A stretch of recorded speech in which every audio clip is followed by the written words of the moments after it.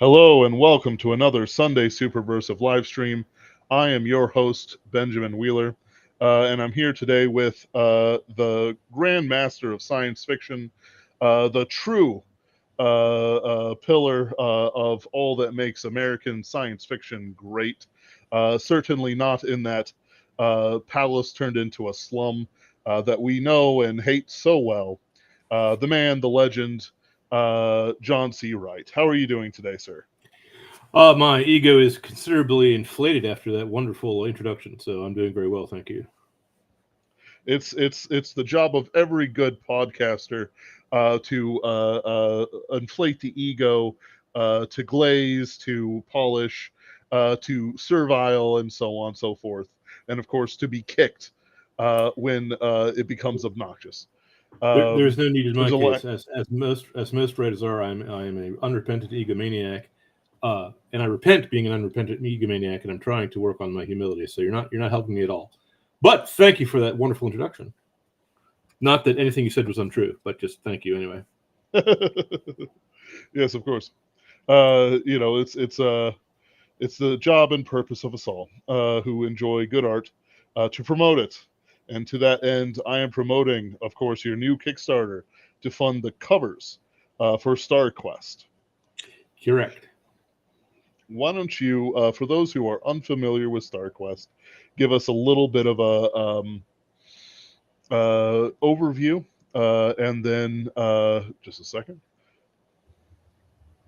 Anthony, welcome. Hello. Hello, hello. Hello. Give us a little overview, and what the whole Kickstarter is about. Very good. An overview of Starquest. Basically, Starquest was born of my disgust and contempt for the way the Disney Corporation handled not just Star Wars, but the entire pulp fiction, space opera subgenre of science fiction. I've gotten awards and gotten nominated many times for other awards that I didn't actually win for other things. But I also am I'm also a big fan of space opera and wanted to try my hand at it. So after I complained about the way Disney had handled the sequel trilogy, I thought I should put my money where my mouth is and actually show what the way it should have been done if you're going to do it, that keeping in line with the old Flash Gordon, Buck Rogers cliffhanger serials, keeping it in line with the spirit and the exuberance of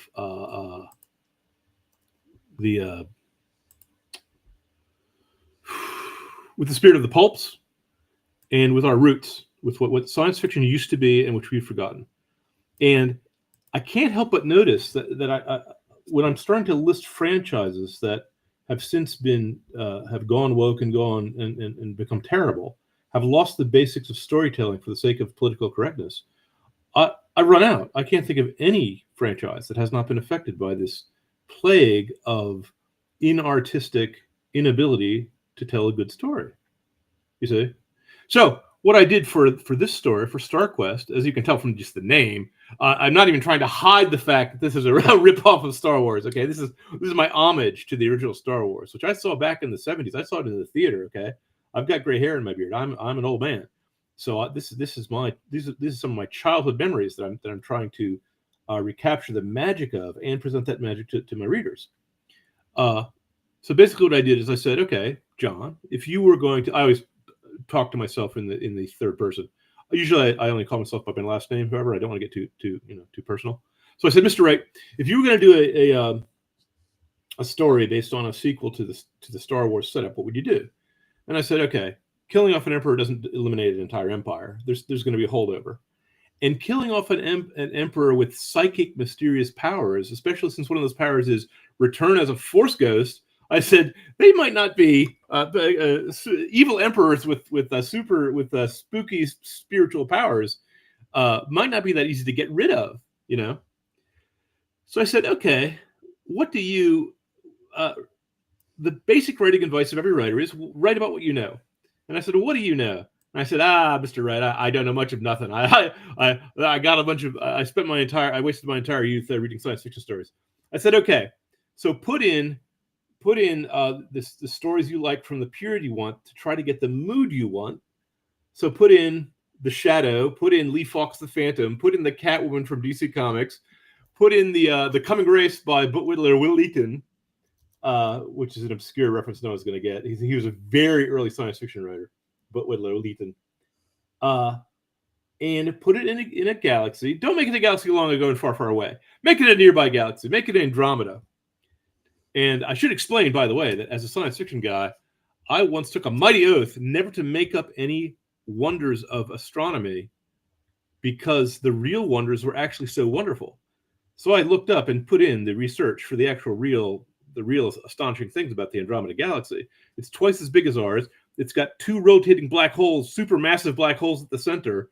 It doesn't have a ring system like we do because the rings were disturbed by cosmic accidents long ago. Belay that.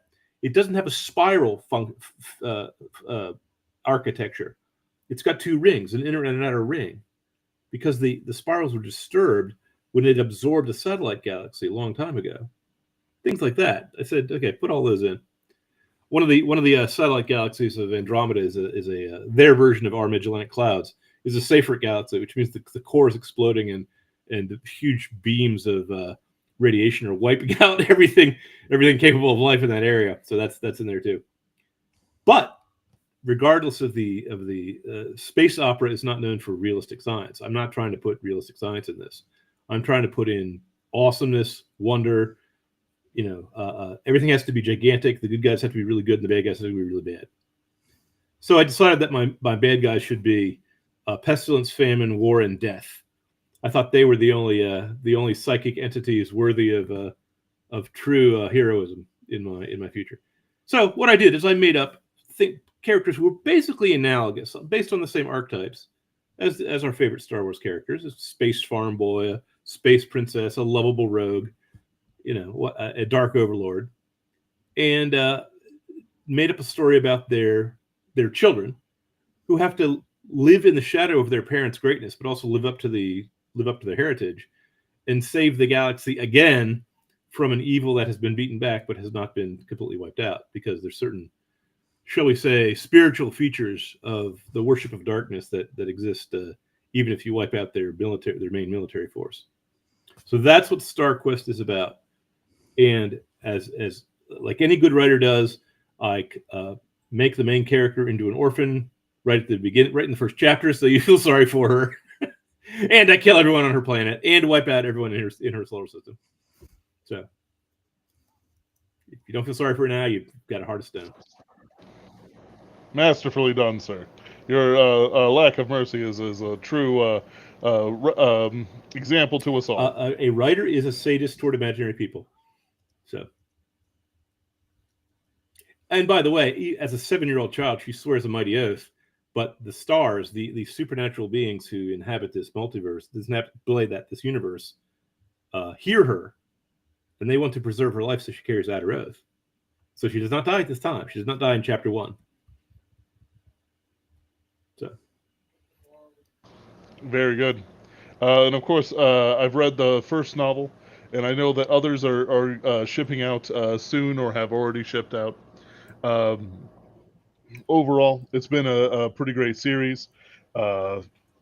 Enjoyed it, the first one, pretty immensely, especially the stoat in the battle tank throwing away his juices so that he can go into a berserker rage. I should mention to your audience that I of the many writers make up very elaborate and realistic aliens who might actually exist in the far future. That is not space opera. In space opera, you just have animal people, so that you don't have to spend time explaining to your readers why Thun the Lion Man is leonine, is a lion, or Nar the spider person is a spider, or what have you. See, And my son, who had been studying Yes. mustelids at the time, said, "Oh, you should have a race of berserkers called mustelids, because stoats and sables and weasels and such, when they go into their killing frenzy, they're unstoppable." I said, "Oh, I gotta have a stoat then. I gotta have a stoat as one of the pirates." He's a space pirate. Oh, that was the other thing. I did change one or two things in Star Wars, but it was mostly a matter of emphasis rather than a matter of actually changing it. Because, like I say, this is an homage, and when I say an homage, I mean a cheap ripoff. This is an homage to something I love. But I did think that in the movies, although not in the extended material, not in the games, in the novels, in the movies there were not enough space pirates. You know, so I had to have the space pirates front and center in the first book, which is why it's called Space Pirates of Andromeda, so that you know exactly what kind of book it is. So, It's pretty great. I agree. One of the things that people always point out about Star Wars is that fundamentally the Republic had failed, and so now the Empire has to take up the slack. And many of the games start off with villains like space pirates. yeah. So people get the opinion that the Emperor, who is willing to destroy utopia planets because of some rebels, even though Alderaan was funding the rebellion, they could have canceled their bank accounts. We've seen that in real life from our own evil emperors. He destroys planets and stuff. So it's like, oh, the Empire's bringing order, killing the space pirates. Emperors like, always claim to be bringing order and killing space pirates. In my background, the Empire did claim to be killing space pirates and creating order, but they were actually secretly funding the space pirates and making sure the space pirates only attacked the shipping lanes of planets that were disloyal to them, so the general populace, who only listened to the Imperial news services, begged for the legionnaires to establish bases, Imperial bases on their planets to keep them safe. See, that's the difference between me and some of these other writers, is I actually think through, if I was an evil emperor, what would I actually be doing? Okay.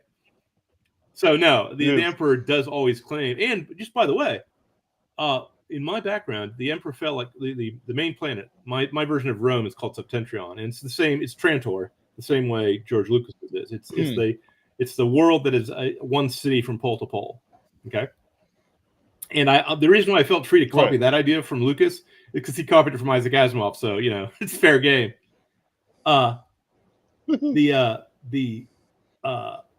I also say that there's an aristocracy, because in Star Wars there was a princess, so they have to have dukes and so on, and but they also have democracies because people vote for people. So I just said, okay, this is a system where every planet has different forms of government. They all join the central imperial government, which had been a republic before that, basically. But some of the noble families cooperated with the Empire. So what do? Do you kill them all after the fashion of the French Revolution, or do you publish a general amnesty if they're willing to swear fealty to the new Constitution?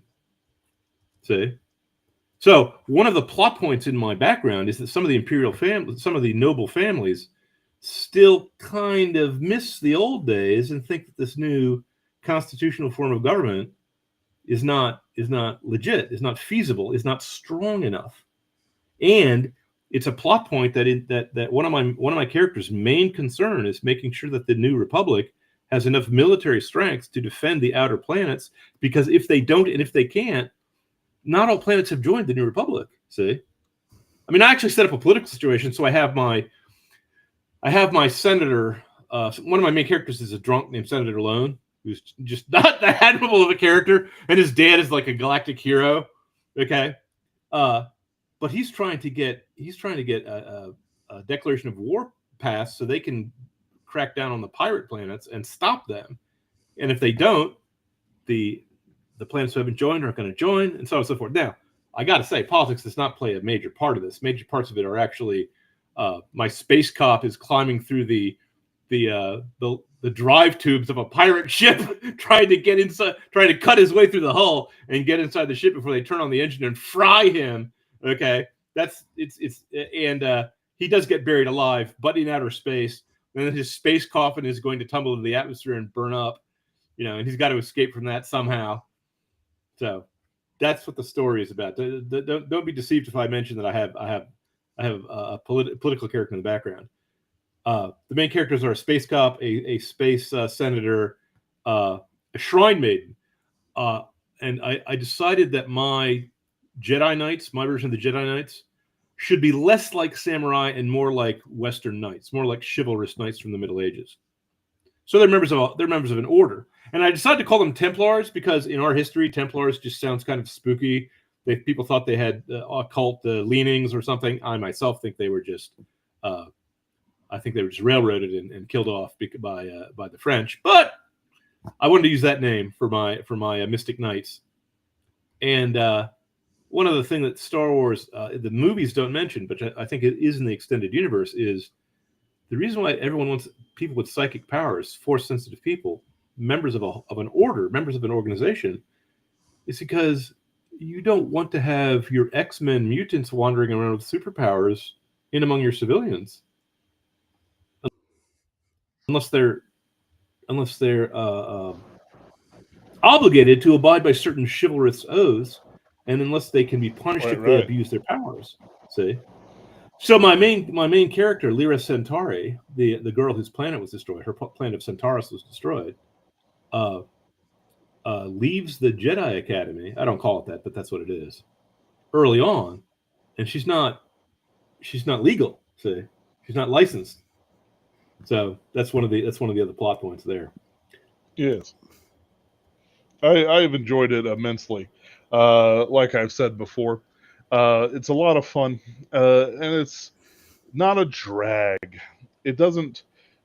We're referencing Star Wars a lot, which when first ideas came out, Galaxy's Edge, this sort of thing, it was very exciting to fork off Star Wars. Mm-hmm. And now, of course, people are like, oh, Star Wars. We thought they'd go woke and go broke, but apparently having infinite money from Disney doesn't necessarily allow that to happen as much as you'd like, but the woke happened and the broke did not happen. But yes. Galaxy's Edge by Nick Cole and what's his name? Oh, I'm embarrassed if I can't Jason think of his name. Ansbach? Yes. Cole and Ansbach have just done a bang up job, and they've cranked out 17 or 20 novels by now in that background. More. I mean, those guys are monsters. Those guys are immense. And I hope they're making money hand over fist. And I should mention, by the way, I'm not the only writer in my background. What's that? I was about to say I always recommend the novel Gods and Legionnaires, where Nick Cole just goes absolutely rabid mode and writes a story from the perspective of one of the savages who come in from the dark in between the stars to ravage, whoever they find. Absolutely, some of the best sci-fi writing of the decade. Mm-hmm. I also should mention that I have an invitation to other writers if they want to join in my background. I'm trying to make it a shared background, like some other writers have done. And Richard Paolanini has already written a trilogy set in the fourth age of the 12 ages of Andromeda. My book takes place in the 12th age and the beginning of the 13th age. But I made up a history that goes back 12,000 years. Back to mythical times. I also did one thing that I saw that Babylon 5 did nicely that I didn't think Star Wars did as correctly. In Babylon 5, there were alien races that were more technically advanced than the humans. So I said, okay, I'm going to say some of my races are ancient races and some are elder races, and then there's races that are more or less technological like we are. And so when their technology comes on stage, it's like a magic item. It's something people don't understand. See, and I'll just drop the hint that one of the characters in the first book has a device, a death mask of an ancestor, which he cannot tell if it's natural or supernatural. He actually doesn't know. He puts the thing on his face and it alters him for the better. I guess. It's certainly one of the how should I put it? Masks are underused. They're either magical in a bad way, where it's just, oh, it just changes my features, or it's, something like ineffective. But I balance between effective magic, actually, terrifying. And, it's terrifying in a realistic way. The space pirates go, oh, a ghost. But their more worldly wise captain goes, it's not a ghost, you fools. After him. It's someone dressed up as a ghost. Yes. Yeah. I call him the Ancient Mariner, which has nothing to do with the original poem by what's his name? Good grief, my scholarship has just failed me. Who wrote the Rime of the Ancient Mariner? Coleridge? No. Samuel Coleridge? I forget who wrote it. That guy's an old man who killed an albatross and was haunted. Okay, no, my guy is a kill crazy maniac because there was the first person ever killed by a space pirate has decided to come back from the dead. That's what the story is. Okay, but not my story. All I say is that they passed this mask of the dead guy down from father to son over the generations and claimed to be the same person. And if you recognize this idea, it is Lee Fawkes the Phantom. Okay, and I just stole the idea from a comic strip, because what a good idea, especially in my background, because some of the aliens are really long-lived. How are you going to compete with an alien who lives 400 years unless you can set up a family that's going to last as long and all the generations are going to be true to your original purpose? See? So right. And in this case, the mask might be alive, might be undead, might be a robot. It could just be a computer. Maybe. Maybe. I would not put one of those things on my face, but then again, I should mention that the senator and the space cop are brothers, and they have two sisters, one of whom comes on stage in the third book, and she's younger and she's going to parties in the imperial capital and trying to get married and things like that. And there's also a mysterious cat burglar who is stealing art treasures that were stolen by the Empire during their reign of terror, and no one knows what she's up to or why she's doing it. And she's apparently uncatchable, unstoppable. So those threads are going to be drawn together at some point in the future.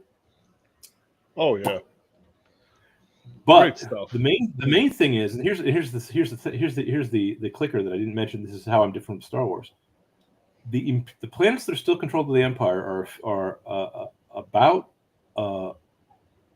there's still thousands of worlds, because the Andromeda Galaxy has a trillion stars, and even if only one planet in a million was inhabitable and terraformable, that's still a million planets. Okay. Oh yeah. So if they controlled even 10% of that, it's 100,000 planets. So the guys on the Imperial planets, because the Imperial planets, unlike the constitutional planets, the Imperial planets have a worldwide computer information systems, like our internet, that the Empire controls, the remnants of the Empire controls. They also control public education. They also control the scientific establishment. They tell their people that they've winning the war, and the rebels are just a few scattered groups that are about to be destroyed. Right. And they falsified all the maps and star charts, so the people in the Imperial planets think the Empire is still ruling the whole galaxy, and they're not. So that's because even if you're a soldier and you're being shipped off to another planet, you get aboard a ship, you put on your helmet, they fly you there, you get off, you don't know where it is. You can look at the sky, I guess, and try to. And if you're an astronomer with a computer, maybe you can triangulate your position. Maybe, okay, but it's also illegal to send. It's against the Grand Inquisitor act as my thought police in my background, and they make sure people don't think things they're not supposed to think. But on the other side, the Empire did such a good job of hiding themselves from the rebels that after the war was over, the rebels all said they're gone. And so when my main character says, well, what about all these ships and troops that are not accounted for? He's told to shut up for the sake of the public good. Okay. Now, my main character doesn't like this a bit, but there's a huge number of troops and military material that went missing after the war that no one knows where it is. So, and my main character, little girl, whose planet was destroyed by the Empire, thinks the Empire still exists because they killed her parents, and no one believes her. It's partly because they don't want to believe her, because they want the war to be over. They don't want the Empire to still be around. But that's the situation she finds herself in. And so the only person she can find to help her is this mysterious spy master who looks like a black shadow, who is apparently some sort of astral projecting ghost guy. Maybe he's a good guy, maybe he's a bad guy. You know. Right. Yeah. He has an uncanny laugh and enters people's dreams and forces them to commit suicide. So he's not necessarily a good guy, but maybe he is. Maybe he's only a terror to the unjust, maybe to the evil. You'll have to read the book and find out. Oh, yes, of course. And I thought you were going to tell us all here. Well, I'll be I'll have to. I'm hoping I haven't spoiled any surprises from the first book already, but No. But maybe I have. By the way, he's called Night Shadow. The Spirit of Vengeance is called the Ancient Mariner. No relation. The cat burglar is called the Merry Cat Burglar because she leaves a little handkerchief with a picture of like a sort of Cheshire cat looking grinning cat on her lady's handkerchief as she robs places that are impossible to rob, that no one could possibly get in or out of. And I think I mentioned that one dark overlord, one evil emperor was not enough for me. So I have 4 dark overlords: Lord Death, Lord Famine, Lord Pestilence, and Lord War, who everyone thinks are dead. They died 50 years ago. They can't possibly be back again. So. Of course. Somehow they returned, I'm sure. My biggest delight, if you'll pardon me for just waxing on about my own delight, I decided that my version of Han Solo would be a duke, not just a lovable rogue. He'd still be a rogue, but he'd be aristocracy. And his family disowned him because he fought on the side of the rebels. His family was imperial during the war. Okay. Well, they won the war, so he now is a public hero, and his face is on coins and stuff like that. They built statues to this guy. He was the Grandmaster of the Pirate Hunters Guild, the privateers. Because if you have space pirates, you got to have privateers. You got to have pirate hunters. You got to have people with letters of marque and reprisal. Okay. Of course. So he hunted down the beautiful young pirate queen, Lady Jade, and married her. So my 4 main characters, but the 4 kids are the sons and daughters of the pirate queen. Okay. And they have little quirks of being raised by a pirate queen, such as they know the pirate slang, and they also go armed at all times, even in places where you're not supposed to carry weapons. And one of their in a side note in one of my later books, and this is just something I did just to amuse myself, one of the nursemaids raising the kids told them the story that their father did not shoot first when an Imperial assassin came up and tried to shoot him in a bar. And Lady Jade not only fired the nursemaid on the spot, but told her kids, you always have to shoot first because the other guy might be coming to kill you. And she took them out. She took them out at 7 and 6 years old to the firing range and got them checked out on holdout blasters and heavy weapons that day. So right. All the kids are well equipped and well armed because their mom's a pirate queen.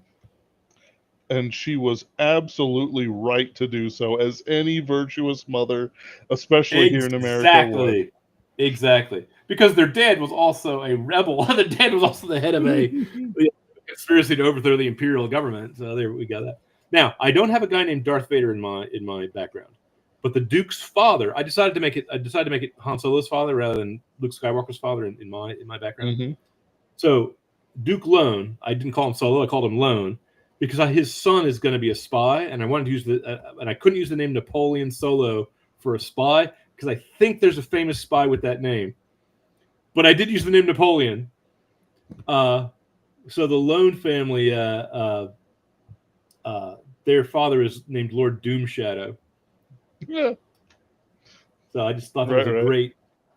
I'm trying to be as pulpy as possible. Okay, I'm not trying to be subtle about these. If you're the kind of reader who says space pirates is too corny for me, and I don't like space princesses, and I don't like space marines in heavy armor blasting things, okay, read another book. I still think you should give my book a try, but I'm trying to pay homage to the books I adored when I was a kid and to the movies I adored when I was a kid. And the very thing that these guys are removing is this sense of heroism. My main Mhm. characters, I should mention, and maybe this is a little dark, but his older brother was also a space officer, was also a police officer, and was killed in the line of duty. Okay? So he's out to find the pirate who killed him and killed the guy. There's no two bones about it. He's not trying to arrest him. He's trying to get him.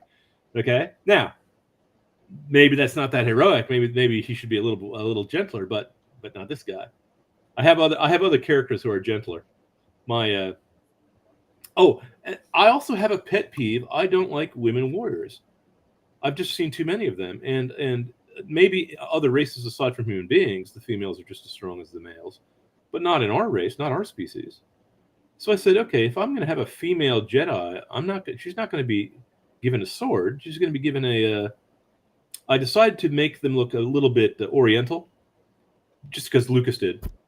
So I called him a shrine maiden. Though, I mean, basically, she's a member of holy orders. How can I say this? Because some people have an allergic reaction to Christianity, I did not make my religious figures in my book openly Christian, but I drop a few hints, and an alert reader should be able to figure it out. I'm not that subtle. Of course not. Okay. No, it's. But yeah. I thought it would be good to have, if a nun character had a mystical shrine bow, like an Oriental, like a Shinto priestess, so she could drive back demons. Right.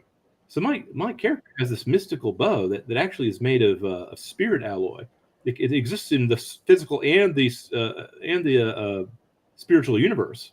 Okay, so it can shoot through schools. She's not as eager to use it to go kill people, though. I don't know if you. I don't know if you've read the second book. I don't know where the scene is, but she has to kill someone to save the space cop. And she's not a cop. That doesn't go down well with her. See, because she's not supposed to. She's not supposed to use the bow that way for that purpose. So, my characters are a little more complicated than a pulp character should be, but that's not my fault. They just came out that way. Yeah. Well, it adds a lot of depth and character to it. A lot of what people pass for characters are really just. The red, for example, warrior woman, just the red Sonja with serial numbers filed, or Joan of Arc if she's a paladin. But if you read Robert E. Howard, and I would recommend everyone read Robert E. Howard because he's a very good author. Excuse me, I should say you should read Robert E. Howard if you want to read action adventure pulp.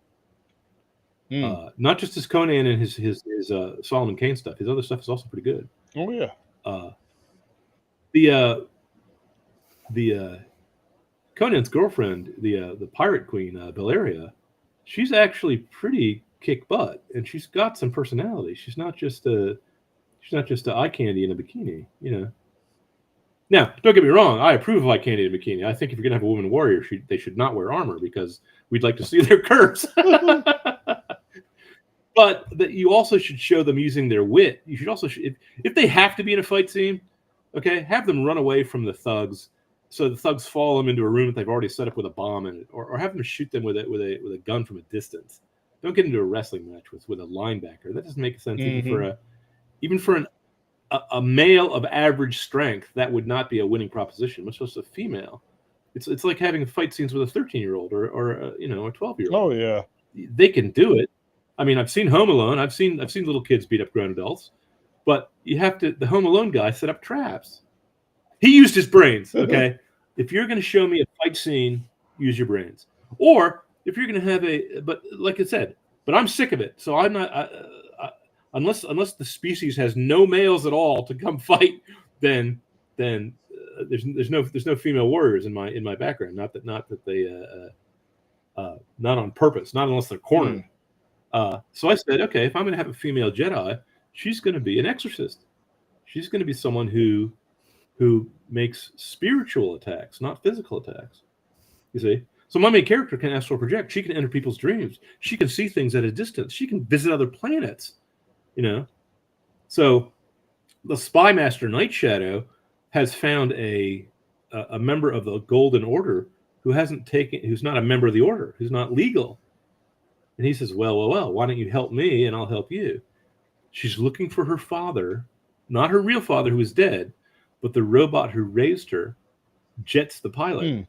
The robot who raised her had to sell off parts of his memory system to get enough food to feed her, because she was eating dog food at that time. They were living on the street. She was a thief when she was like 13, like 12. And his memory fell below the crucial threshold. He started to forget who she was. And they got separated. Okay? So now she's having the spy use his resources to look for the guy. But she doesn't know if the spy master is trustworthy. She doesn't know if he's just leading her on. I mean, what are your chances of finding one robot in an entire galaxy of 1 trillion stars? Okay. So that's one of the plot lines that's going on. Poignant. Oh, and there's a gigantic attack by the largest pirate fleet in the universe coming to attack the Walrus planet. Woo! And kill them. So there is that. And the pirates have a moon called Blood Moon, which is a mobile moon. It's got a spin dizzy engine attached to it, a supergravitic engine, and I don't have anything like a Death Star in my background. But if you throw a moon at someone's planet, the planet loses. Of course. That's it's great. I love it. It's fantastic. It's what I come back for. It's even better because the moon is covered from pole to pole, not only with a force field to defend the entire globe, but with a holographic force field so they can emit the skull and crossbones visible across interplanetary distances as they're coming for you. Yes. And the name of the pirate king is Ahab, because he's a member of the cetacean race. There's the certain one of the alien species looks like giant whales, sort of like the whales from Nadia of the Blue Water, the anime. And so Ahab, pirate king, and he's mad, of course. I mean, he's got a blood moon. I'd be mad too, for the sheer thrill of it. Yep. Look, yep. Like whatever. I don't remember where my first book leads off. In the first book, is there the shot where I think Athos in his space coffin has to fall to the planet surface, and he immediately gets attacked by dinosaurs? Yeah. That's there, right? Yeah, it ends. Okay, you read that part. Okay. It ends with an atomic explosion. Yes. We'll just keep it like that. You haven't read book 2, so you don't know what happens if he's alive or not, do you? I don't. I listen. I've been cursed. I mean, by Game of Thrones. I am not George R. R. Martin, but I do have plenty of characters, and I could kill them off anytime I want. Just standing over them with a gun. I could. I might. I'm not him, but.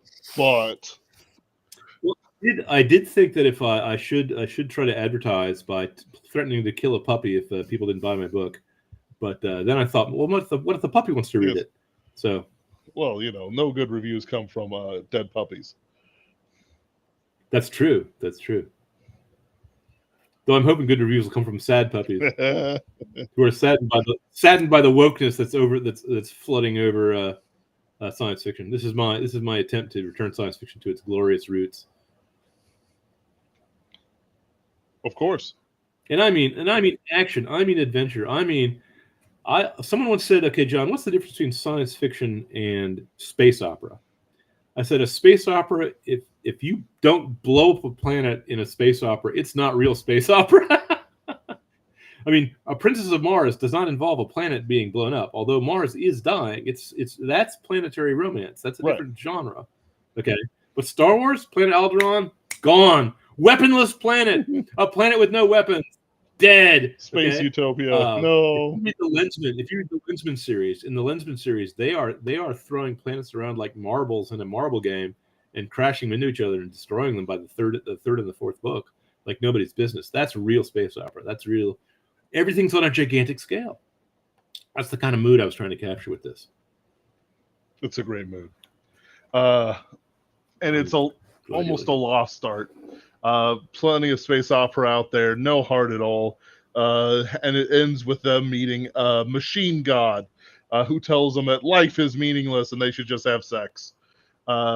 Which is a real ending to. Why would the machine want them to have sex? Okay. Oh, my machine! I do have machine gods in my background, and they're much worse than that. No, it's They're called the transhumans. They're called the transhuman order. Is the Yes. machines, and they're all the size of Jupiter, and they have smaller mobile units that go to talk to people, and they were created by a race of super scientists called the Hibagon. This is in my background. This is in the far past, in the mythical past, and the machines rose up and killed the Hibagon. Okay. But then I decided I had to have Houyhnhnms from Jonathan Swift in my story, because why not reuse other people's good ideas for alien species? The Houyhnhnms are perfectly logical, like Vulcan-like horse beings called the equine. I call them the equine in my background. right. And they outsmarted the robots. They gave the robots a perfectly logical reason why they couldn't conquer the galaxy yet, and then so the machines disappeared. They took their marbles and went home. Because no one would be crazy enough to make a deal with them to try to reconquer the galaxy, would they?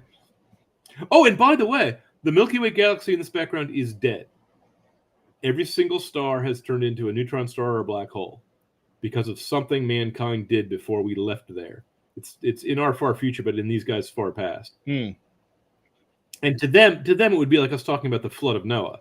It's something that's mythically remote, and no one really knows what the real story is. Right. It's always a cool setting.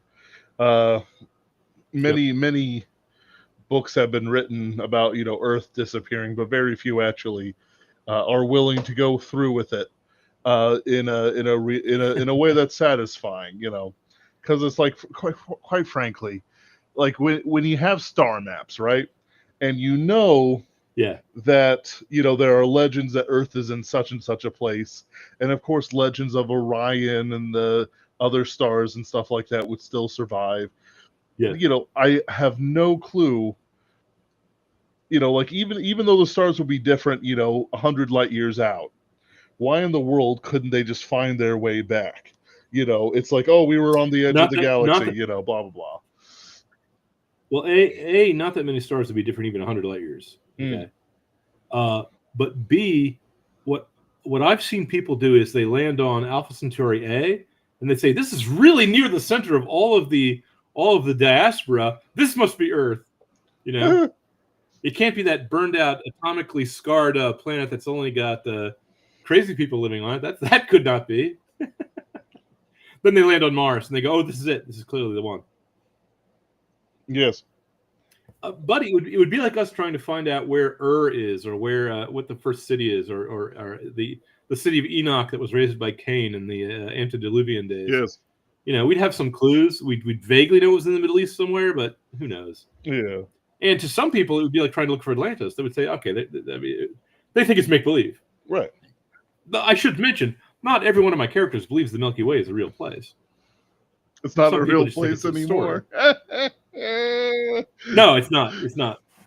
It's just like Atlantis and those strange craters in the Sahara Desert that no one's allowed to go near. Certainly, Correct. Nothing there to see at all. Just some weird geological formations, friends. Move along. There we go. So your Kickstarter. That's Sorry. Oh, can I just say one thing about the book before I mention Kickstarter? Go for it. I decided that the dark side of the Force was not dark enough for my taste. You know what I mean? Of course. It's the part of the Force. It's the energy field. You tap into it when you get angry or upset, and it gives you powers, but only in the short run. That kind of thing, right? It's very kind of Taoist. I said, okay, I'm not a Taoist. I don't want to have a Taoist flavor to my background. So my people, like the ancient Stoics among the Romans, were star worshippers. And in the Bible, there's references to stars as the hosts of heaven, which is also the word they use for the angels. So I said, okay, maybe there's some sort of angelic being in the vague background that the Templars believe in, but most people may or may not. Okay? Mm-hmm. So I said, who's the bad guys in a world where people worship stars? And I said, these guys all think the black holes in space have a wormhole in the middle that leads to hell. So, and of course, if I have a space pirate, they have to have their ships named the Devil's Delight, and they have to swear like space sailors, right? Right. So they do believe in hell. All these guys believe there's a hell, but they think it's at the core of a black hole where you're stretched due to tidal effects, slowed down in time so it lasts to eternity, and burned up in the friction forever because you could never actually reach the center of singularity. So all these dark stars, I said, that's not good enough. What else is in the middle of the dark stars? What else do the dark stars want? And I said, well, they're creatures that don't like the light because unlike generous, loving stars, they don't shed their light. They don't shed their energy. They're all selfish. They all suck all their light into themselves. So I said, okay, who does that remind me of? And I said, that's Cthulhu. I said, I've got to have Azathoth be actually the bad guy, the ultimate bad guy. I don't call him by name, but there's a strong hint that the astral plane, the dream world, is inhabited by these dark forces that are older than mankind. That you don't want to frill with them. If you try to make a deal with them, maybe they'll give you certain superpowers briefly. Okay, so both my Jedi and my Sith, which I call my Templars and Draconians, is the name I give them. The Draconians are from the planet Styx, so they're also called the Stygians. No relation to Robert E. Howard. And these bad guys are kind of bad. I actually tried to make them really kind of spooky. And there's dangers to astral projection. If you go into the dream world, if you go into the astral realm, and you don't know what you're doing, you're not going to wake up again. You're not going to come back. So don't try this at home, kids. Oh yes. Anyway, I wanted to mention that I don't have the Force, but I have something kind of like it called the Golden Will, and opposed to the Golden Will is the Dark Will. Because I saw that in a short story by Robert Silverberg, which I just thought was a brilliant concept for trying to get something that was vaguely religious, like Star Wars, but not obviously religious. Because like I said, I didn't want to be too obvious. Well, and a lot of these things turn out to be heresies anyway. Well, the thing of it is, in this particular background, I do drop hints of what it is that the guys are actually worshiping, and sometimes my hints are not that subtle. I took a particular delight in having astrological images actually referred to other things that are similar, because these guys are star worshippers, like I said, and they remember the constellations of Earth, and whatever planet they land on, no matter what the stars look like, they group them into 12 houses and give them the same names. You see, right.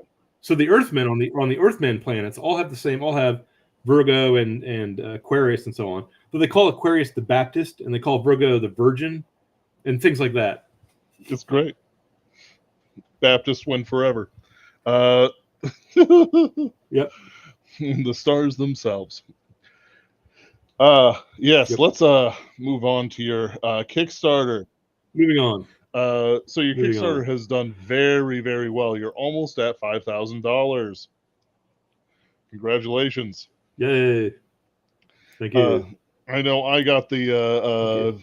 Yeah, I'm at 4,963. So anyone listening right now, go in there and pledge $100 or so, and it'll get us over 5,000.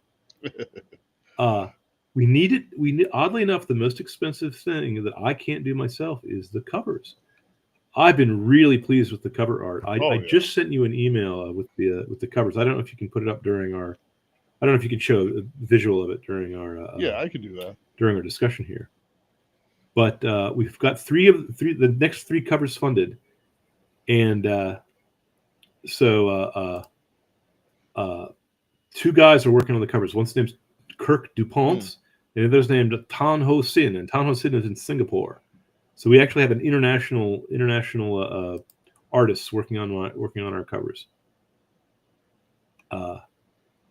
And we also have rewards for guys who want to cough up more money.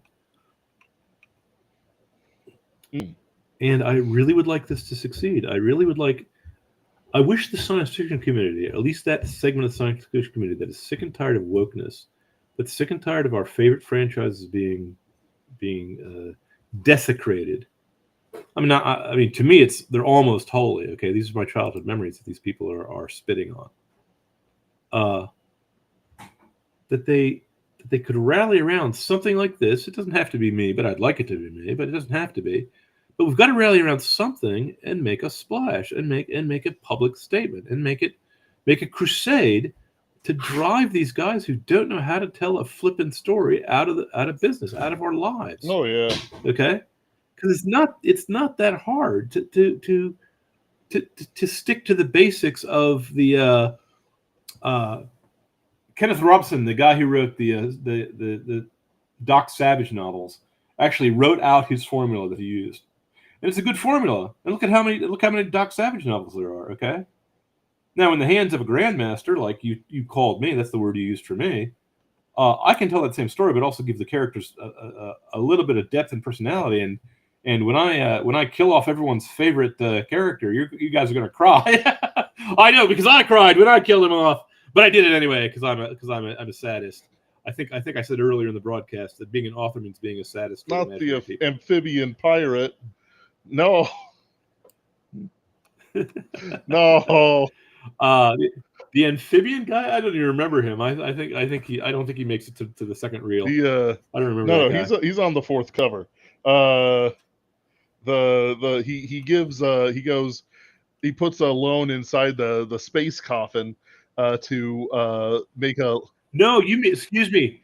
The frog is not an amphibian. The word amphibian refers to the Devonians. They're that creature from the Black Lagoon. Ah, okay. So the frog is actually is a frog, is a reptile. No. So, yeah, he's on the cover. He's on the cover of the third book, or is it the fourth one? In his top hat, blasting away. Man, I love that guy. He is, by the way, he's saved.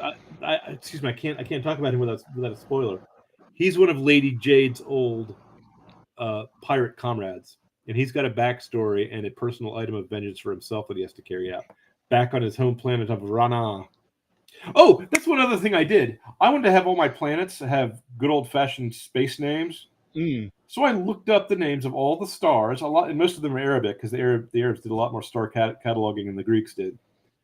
And I just said, okay, in the new galaxy, out of memory for dead Milky Way, the ancient Earthmen named all their planets and stars after their old stars, out of honor.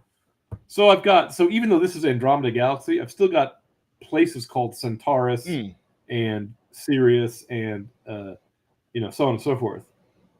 Right. And a lot of the stars are rather obscure. And even I am something of a fan of astrology and astronomy and science fiction. I did not realize how many planets and how many asterisms and stars are named after things like frogs and rivers and especially in the southern hemisphere. There's a bunch of tools and ships and so on that just make great names for planets. I just decided, so as not to confuse the reader, that in my future, the planet and the star would almost always have the same name because no one would bother making up two names for one spot they're going to. Yeah, if that makes sense. Well, so instead of Earth and Sol, all the people of that day and age would just refer to this as, Terra, Earth, Terra, and if once you were in the system, you would call it, Sol 1, Sol 2, Sol 3. But other than that, they wouldn't bother. I mean, there's a certain logic to it. There's enough stars in the sky that you will run out of names eventually. Oh, sure. So it's like, yeah, I'm down. It's like, if it's an uninhabited rock in the middle of nowhere around a brown dwarf, it gets a number. Sorry. Right. Yeah. Right. Ah, yes. But yeah, the Kickstarter, very well. Tam Hosen, I believe he is the same man who does the covers for Fantastic Schools. Yes. Oh, and the guy, by the way, I love working with this guy. I will send him a description just based on some vague thing, and it's like he can pluck the picture right out of my imagination. If you scroll up what you just passed there, the guy in the blue with the cogwheel on his chest, that is perfect for what the Flint, my evil Centurion, looks like. Oh, that's one other thing I did. If I can just talk about this, I decided that The Last Jedi did Force Awakens made a misstep. They only have one stormtrooper who ever defects, and there's hints that he's Force sensitive, but they don't do anything with him.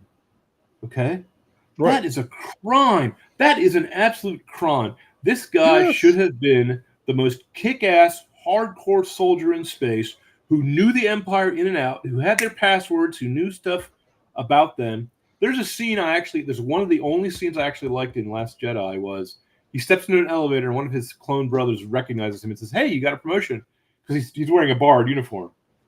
You know, I just thought, don't they show him being a little sad that he's killing off his clone brothers who are all his exact twins?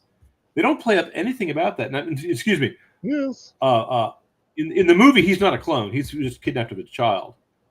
But there were things they could have played up. In my version, the guy finds out that he was taken from the genetic information of an imperial hero from 60 years ago. And he wants to live up to that guy's reputation, see? Yeah. Because it's not really his father, it's really his original, his primary, his twin brother. But it means something to him because he's not like the motherborn, as he calls the other people around him. Well, he works for the Inquisition. Now, I took a page from Nick Cole. I hope Nick Cole doesn't mind me borrowing from him, where I just decided the Empire did not like the psychics at all. They didn't like the Golden Order. They didn't want Templars. They didn't want the Jedi around. So they passed a law that said you cannot investigate psychic phenomenon. You cannot be trained in psychic phenomenon. You cannot believe in psychic phenomenon. And while we're at it, you can't believe in any spiritual phenomenon at all. So they made atheism the official imperial worldview, and they enforced it ruthlessly. Destroyed temples, burned holy books, killed off priests and sacred oaths like nobody's business, okay? Now, the one thing I didn't like about Star Wars is the Empire was only one lifespan. It would be as if you overthrew Augustus. Well, I'm sorry, that's ridiculous. Empires are supposed to be, it's got to at least be 400 years old, okay? Yeah. It's got to be there long enough for them to actually degenerate into a horrible tyranny. And in my background, it had to be there long enough for the people with psychic powers to rise to the top and take over the imperial throne. Okay. So the remnant of the Empire, they still call themselves the greatest empire, by the way, even though they're only now a few thousand stars, still have the same policy.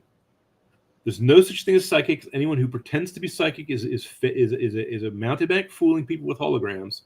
But the Inquisition has to hunt down and find these people. Well, my Flint is one of my main characters. He finds out that he has psychic powers, and he works for the Inquisition. So he's in a bit of a bind.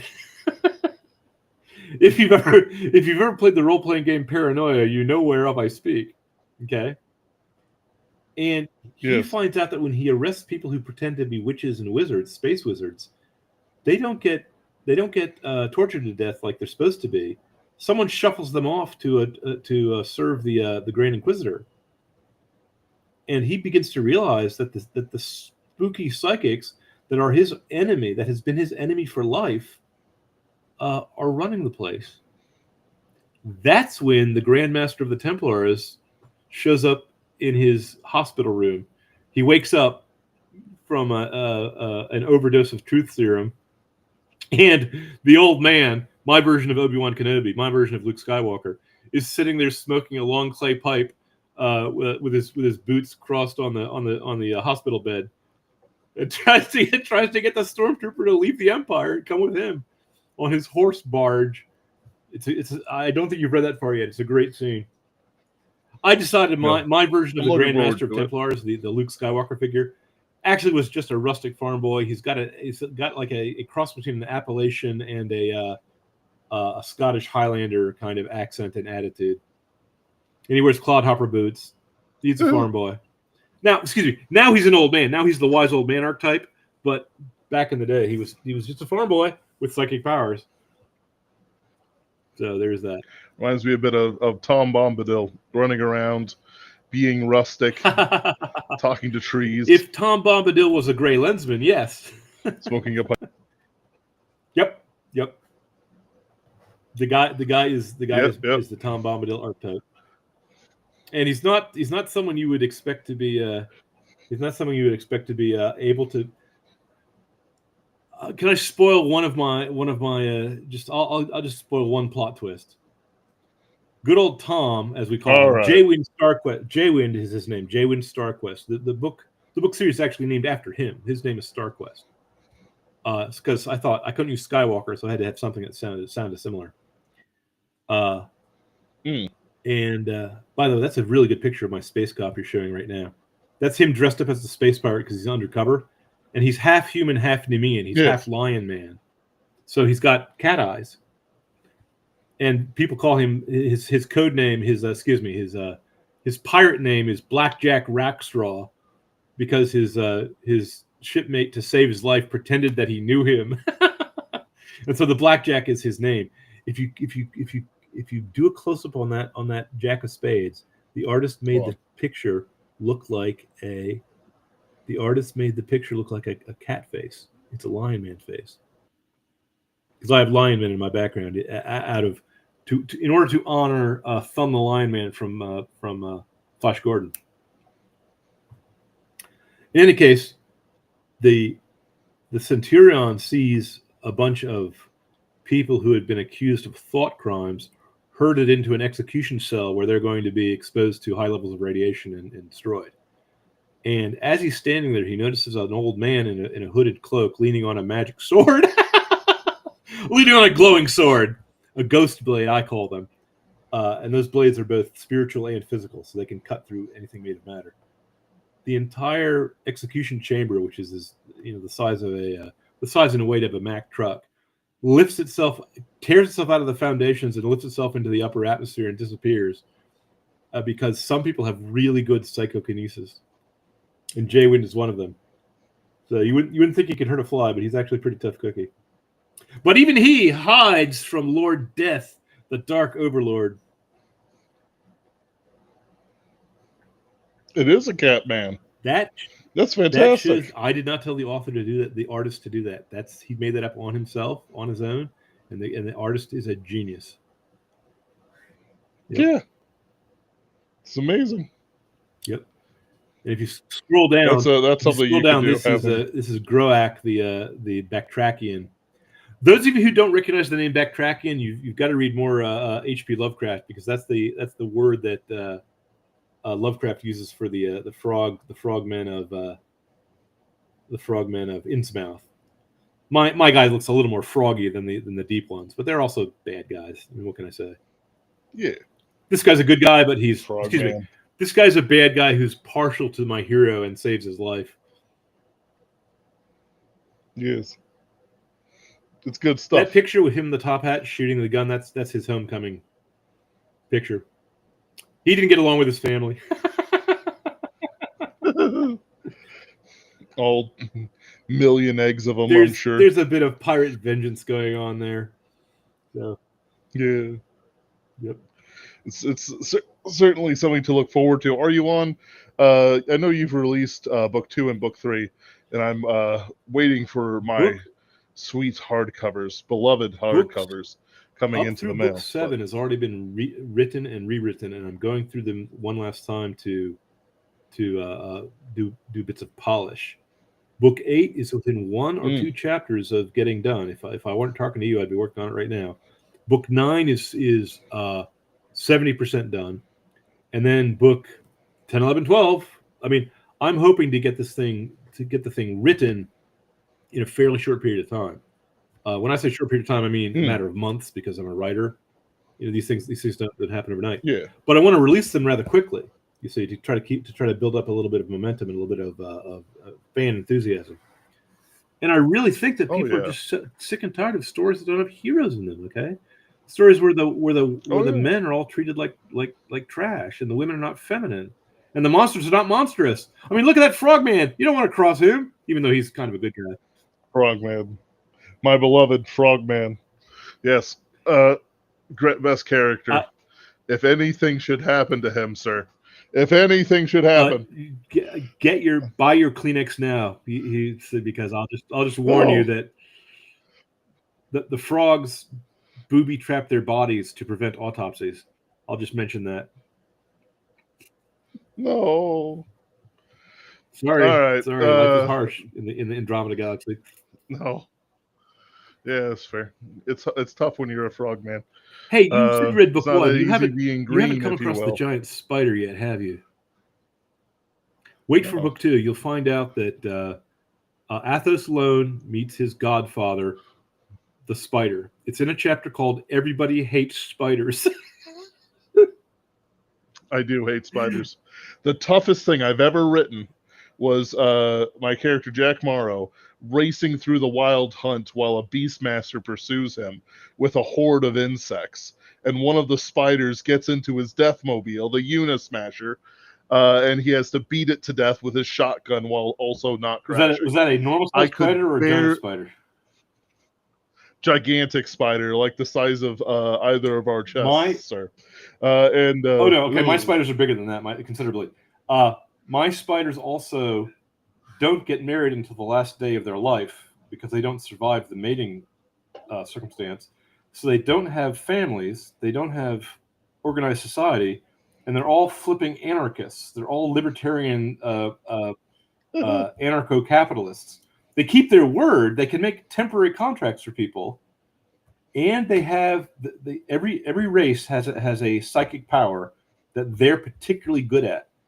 The point of the Golden Order, the point of my Templar order, was that they learned the unified field theory, the theory of how each race could mimic the psychic powers of the races. But there's still races that are particularly good at certain ones and not others. Yeah, different races have different. Some races, all of them are psychic. Some half of them. Some 1/10. Some 1 in 100. Okay. The human race, our particular psychic power that we have not yet discovered is a psychic power, is persuasive ability, golden tonguedness, the gift of gab. Because we're the only species that decides to run democracies where we use the power of persuasion to propagandize people into voting for us. That's a unique human institution. The other races have much more reasonable methods of picking leaders, either a trial by combat. The duck race, the ducks have a mud wrestling and insult slinging matches, so that they know that their heroes have good upper body strength, and so on and so forth. In any case, the spiders are horrible anarchists, and they don't really have. Everyone hates spiders for a reason. Oh, they can turn invisible.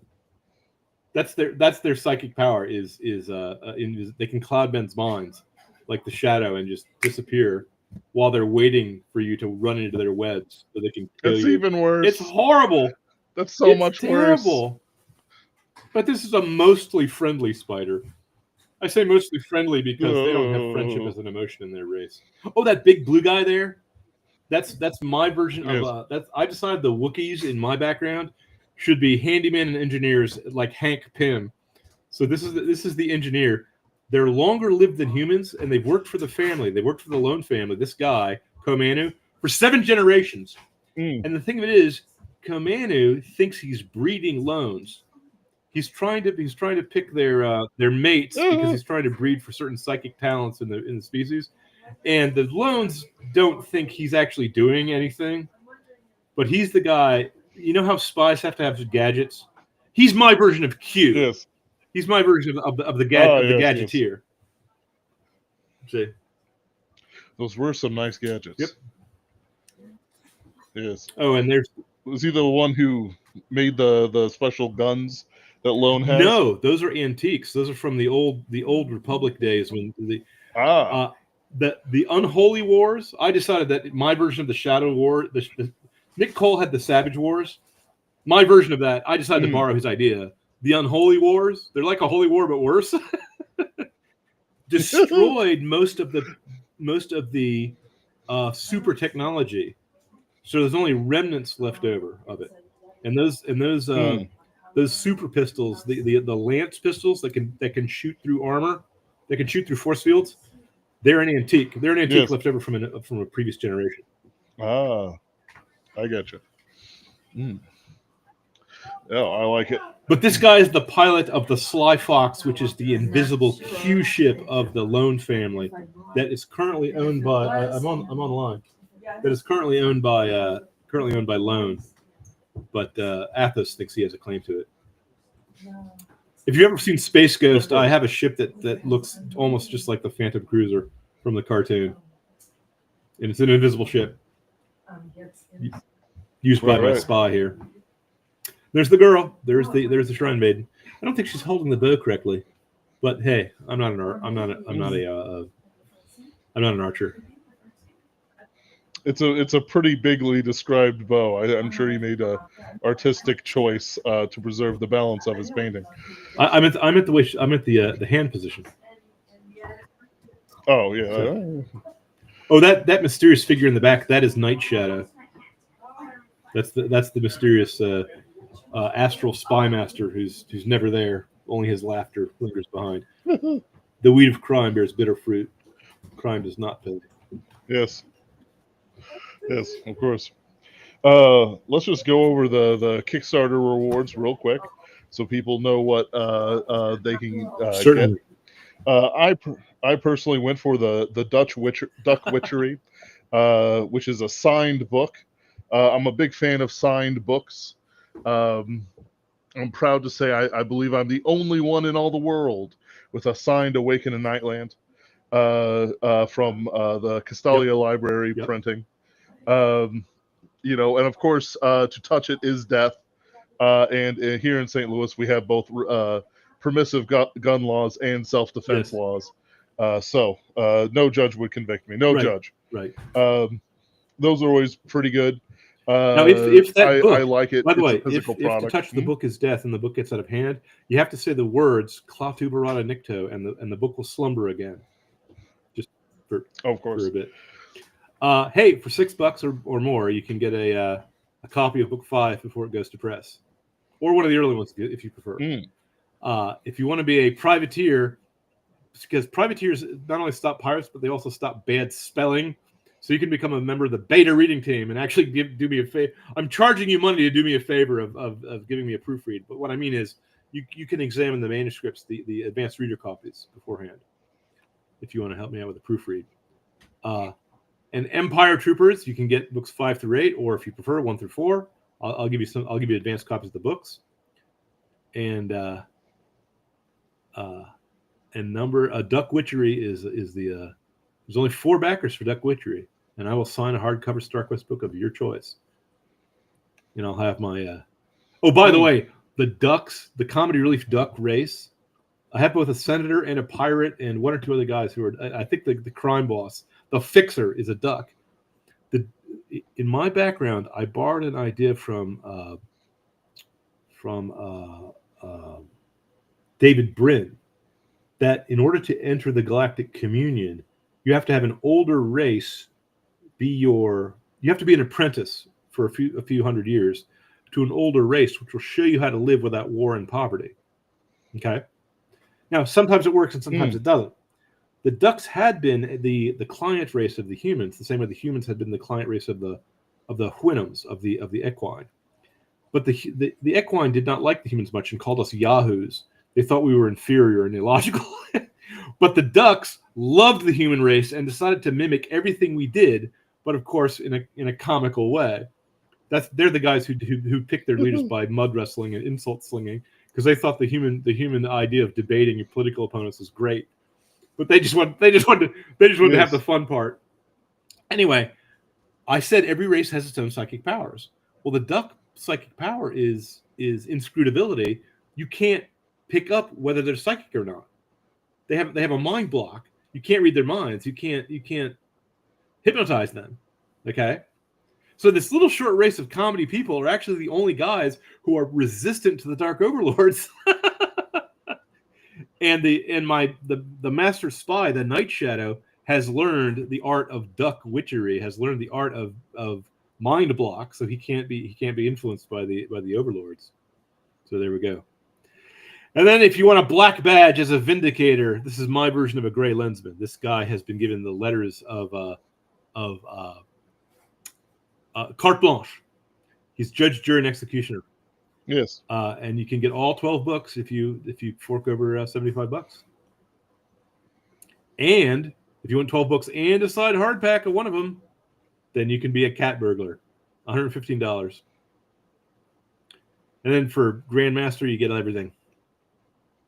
And if you cough up $400, then I will dedicate a book to you. You can say to whom you want the book dedicated.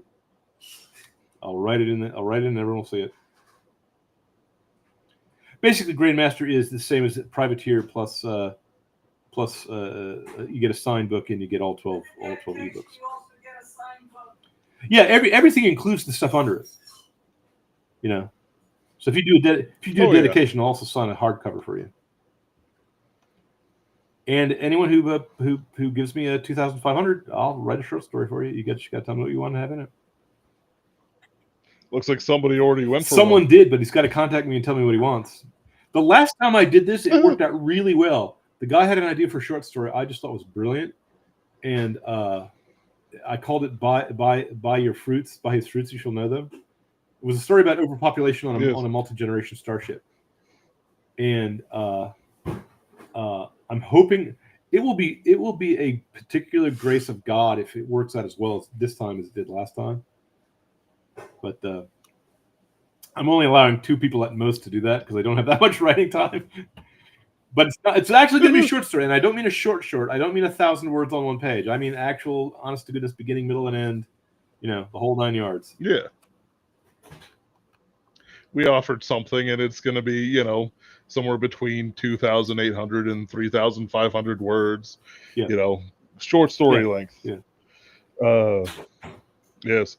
Very nice. And also, congratulations, you have broken $5,000 during the broadcast. During the broadcast, live on the broadcast. Wow! I will inform my beautiful and talented wife. The Ewoks are bringing forth the stormtroopers that they have captured for the feast. The rebel for the feast. Yes. They are certainly some kind of guest. There's you've talked about this during your talk, a sort of change in the mindset from what has been going on with Star Wars and sort of Star Wars. Well, how do I want to put it? How about this? Attempts the guys to who stick own Star Wars back together like a If I can interrupt, the guys who own Sorry. Star Wars hate Star Wars fans. They don't like the idea the story's based on. They don't understand the mindset of what pulp is supposed to be, of what Star Wars is supposed to be, and I don't think they understand or like the Western canon of literature at all. Can you imagine a woke version of the Iliad, the Odyssey, Paradise Lost, Dante's Inferno, Horatio Hornblower, a Princess of Mars? No. Anything in our literature? They would add a woman to Horatio Hornblower. That's unacceptable. Right. And doing Dante, where Dante gets to heaven and it's actually a gay love affair rather than Beatrice, the woman he never could say boo to when she was alive. I mean, come on. If I may interject for the first time in this discussion, I have been listening. But you've had good flow. I didn't want to interrupt for no reason. But I could tell you they did, in fact, make at least what I would call a proto-woke version of the Odyssey. It is a movie called The Return. It is hot garbage. I hated every second of it. What was most annoying was seeing the reviews that said, well, this is a pretty accurate version of the story. So it was a movie that covered specifically Odysseus's return to Ithaca. Mm-hmm. And I think, I'm going to say for the record, I have no problem with this as a concept, fitting it into a single movie. Plenty of things happen that should provide plenty of fodder that could easily fit into an hour and a half to 2 hour film. But what they did was, instead of making Odysseus, you think of when Odysseus gets to Ithaca, he is the king, but he's in disguise, scouting things out before he makes his move properly, which he does at the prompting of the gods, specifically Athena. Were you going to say something? All I was going to say is, everyone who likes the Superman story, where Superman dresses up like a nebbish from Kansas, that's based on Odysseus. This is one of the prime stories of our Western literature. It haunts our dreams. When Odysseus comes back, the only one who recognizes him at first is his dog, who wags his tail once and then dies of old age. Okay. Oh yes, it's and one he of doesn't the most know. moving. He doesn't know if he can trust his wife. He doesn't know if the wife is going to treat him the way Agamemnon's wife treated him when he came back. For those of you who catch the reference. Agamemnon's It's one only of the most moving I scenes do. in the Western canon when the dog sees him. Yep. But you're talking And about the to hot be- garbage. Yeah, to be fair, the movie actually keeps that scene, and it's by far the best scene in the movie. They put in the dog The- scene because that wasn't in any Yeah, other version I've seen. The dog Oh, sees okay. him. Everybody, like Odysseus stops. You just see the look on his face. It was played by Ralph Fiennes, who's a great actor. Yeah. You know, and the dog whines for a moment, then flops over. You see the swineherd is next to him and goes like, "What's going on here?" And then he just goes, "Come on, we got to keep going." Like, it's easily the best scene of the movie. It's very touching. But I'm surprised. no, they kept all of it in. this, like, this is the original. Well, in this version, Odysseus, like, I don't know how to describe it except to say that he's just a loser. Like, he shows up to the palace, and him and Penelope have a conversation in the Odyssey, right? And there's much debate over whether or not Penelope knows that it's Odysseus or not. Personally, I don't think she does, but a lot of people like to think that she does because that's more fun if Penelope recognizes him secretly. I'm in that camp because I think she's needling him when she says you got to prove yourself to talk about the bed and stuff. It's certainly more fun. But either way, Penelope clearly recognizes him and then like accuses him of rape or something. And it's really weird. And Odysseus doesn't defend himself like at all. He just kind of stands there and looks vaguely guilty. Eventually, wait. I'm confused. This sounds terrible. Is that when he's dressed as a beggar in front of the other suitor? Yes. She accuses a random beggar of raping her. Well, she sees him, and then she realizes it's Odysseus, and she makes some vague thing about how terrible war is, and it's like they go off and rape, and then because he mentions he was in the war, he goes, "Did you rape?" And Odysseus just kind of looks vaguely guilty and doesn't respond. And then later, in again one of the other most moving scenes in the history of the Western canon, the reunion between Telemachus and Odysseus. Beautiful scene in the original Odyssey. Yes. In this one, Telemachus is like mad at him for abandoning them or something. And Odysseus like doesn't really have a good defense. He like fumbles to when he goes, "Yeah, well, you were supposed to be in charge while I was gone. What did you do?" And I'm like, no one else. That's a good point, actually. No one else in the story actually has a good defense, but Odysseus has the perfect defense. He could say, "I pretended to be mad in order to avoid going on this expedition until they put you, Telemachus, as a baby in front of my plow." Right. Okay. Yeah, I did everything I could to get out of it. He just takes it over and over. And then in the worst scene, I tried to come back, but the goddess stopped me. Yes. And then in the worst scene, which should have been the best scene, by the way, they imply that him being imprisoned by Calypso to the point where he becomes suicidal, remember? Yes, I remember. Imprisoned by Calypso. They imply that he was like, I don't know, cheating on Penelope, like living with a woman. What was that? Fooling around with her. Yeah, they imply that he was like cheating on Penelope with Calypso. And then in the worst scene at the end of the movie, I'm sorry, go ahead. So Odysseus has to finally gets the stones to kill all the suitors, which, by the way, there are only like 20 of them left, which is lame. Anyway, he finally gets the stones to kill all the suitors at the end. But then Penelope runs out and begs them not to kill what's the Antinous, which Telemachus does anyway. By the way, it's Telemachus who kills Antinous. It's not Odysseus. So they take that moment away from Odysseus. Penelope is upset that they slaughtered all the suitors. And the maid Euryclea has to correctly point out to Penelope, what were you hoping would happen?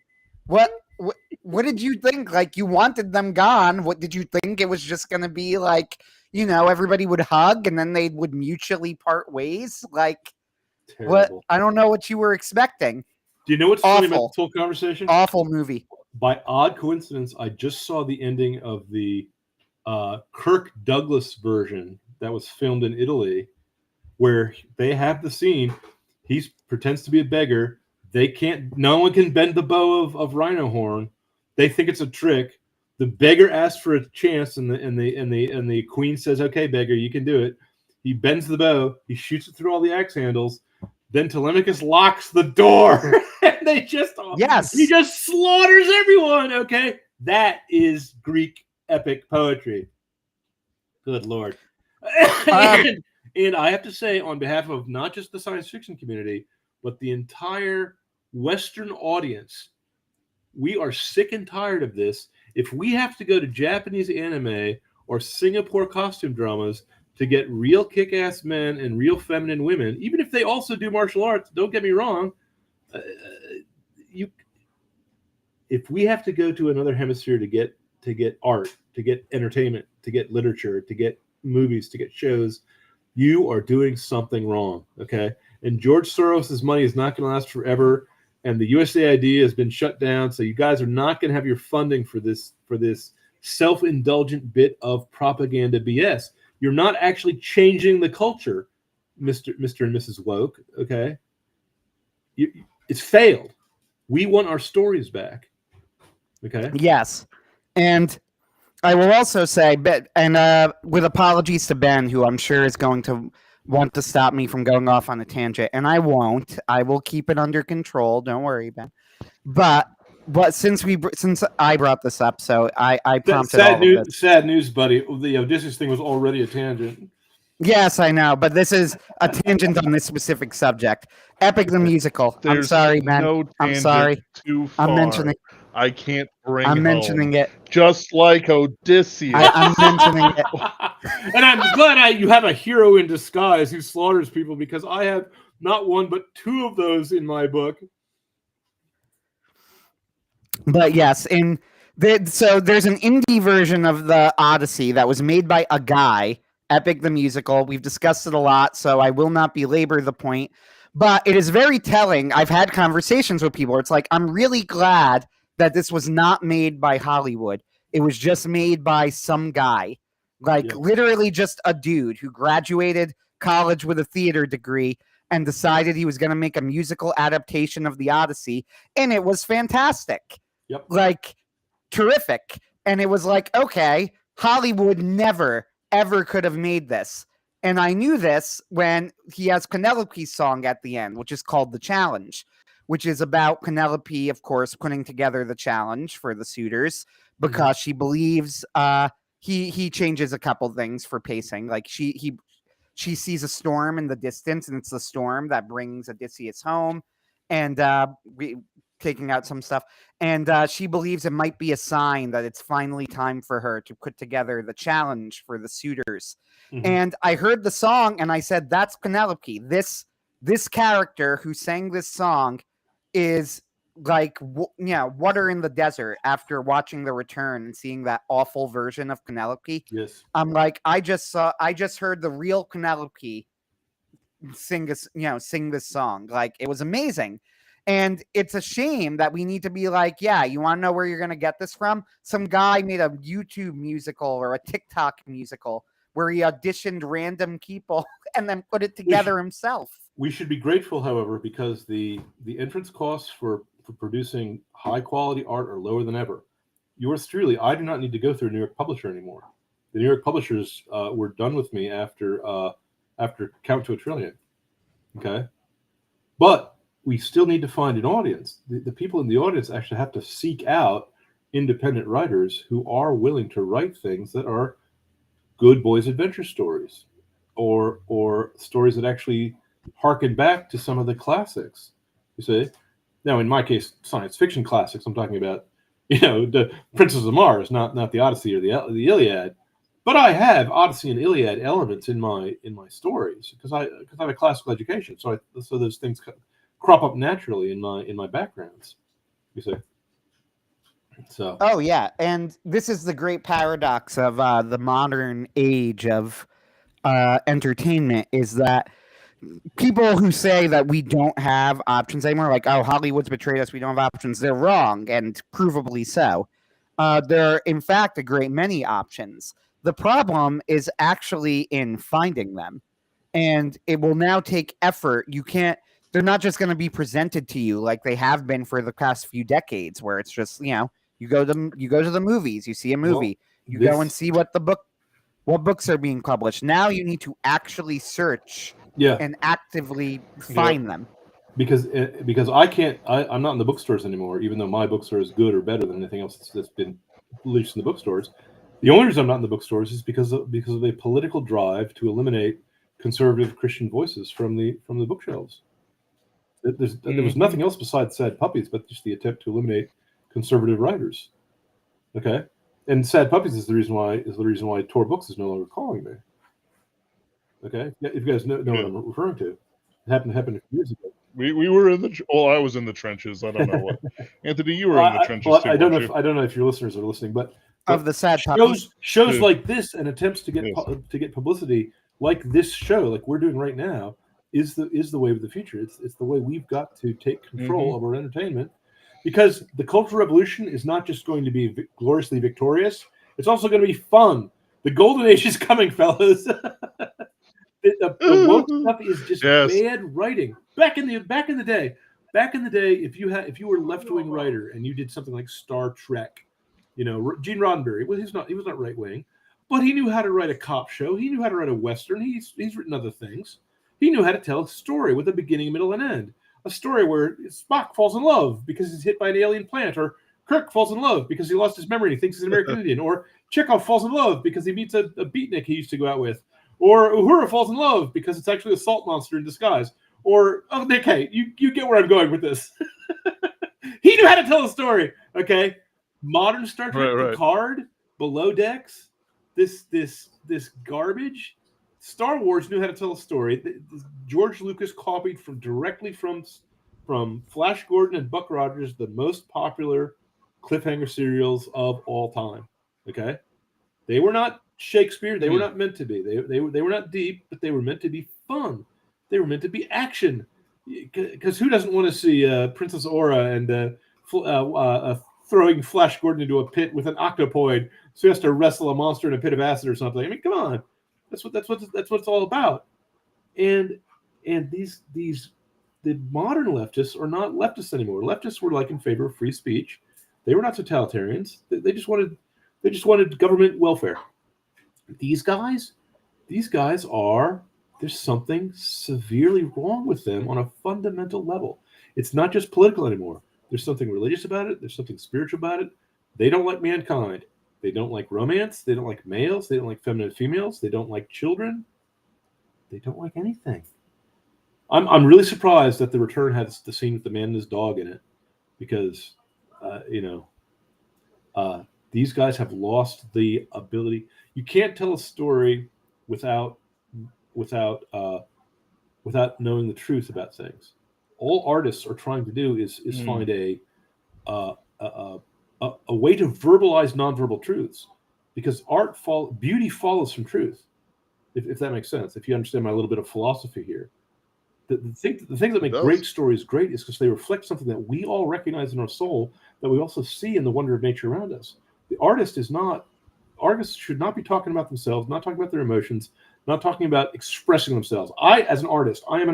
I do not want to express anything that's inside me. Okay, I want to be the mirror of nature. I want to reflect glories that are bigger than anything in me. You see, and that's one reason why I like science fiction. Science fiction is about the future. Science fiction is about the giganticness. Science fiction is about the wonder of technology and where it might lead us. But science fiction is also about the warning of how technology could turn on us, like Frankenstein's monster. The very first science fiction story, in my opinion, is Frankenstein. There's a warning there too. Okay, these woke stories don't have any of that. They don't have any sense of wonder. They don't have any sense of dignity. They don't have any heroes. There's only oppressors and oppressed. There's only victims and victimizers in their worldview. When's the last time you saw a woke story where a man rescued a woman, they fell in love, happily ever after? That's the basic story. It's Beauty and the Beast. It's Superman and Lois Lane. Yes, that's the basic story from human. Missing husband comes back, kills his wife's suitors, and they live happily ever after with Telemachus. Oh, and all the townsmen of Ithaca come by to kill him, and then Athena stops them by divine my divine intervention. Deus ex machina. Perfect story. That's the way to end a story.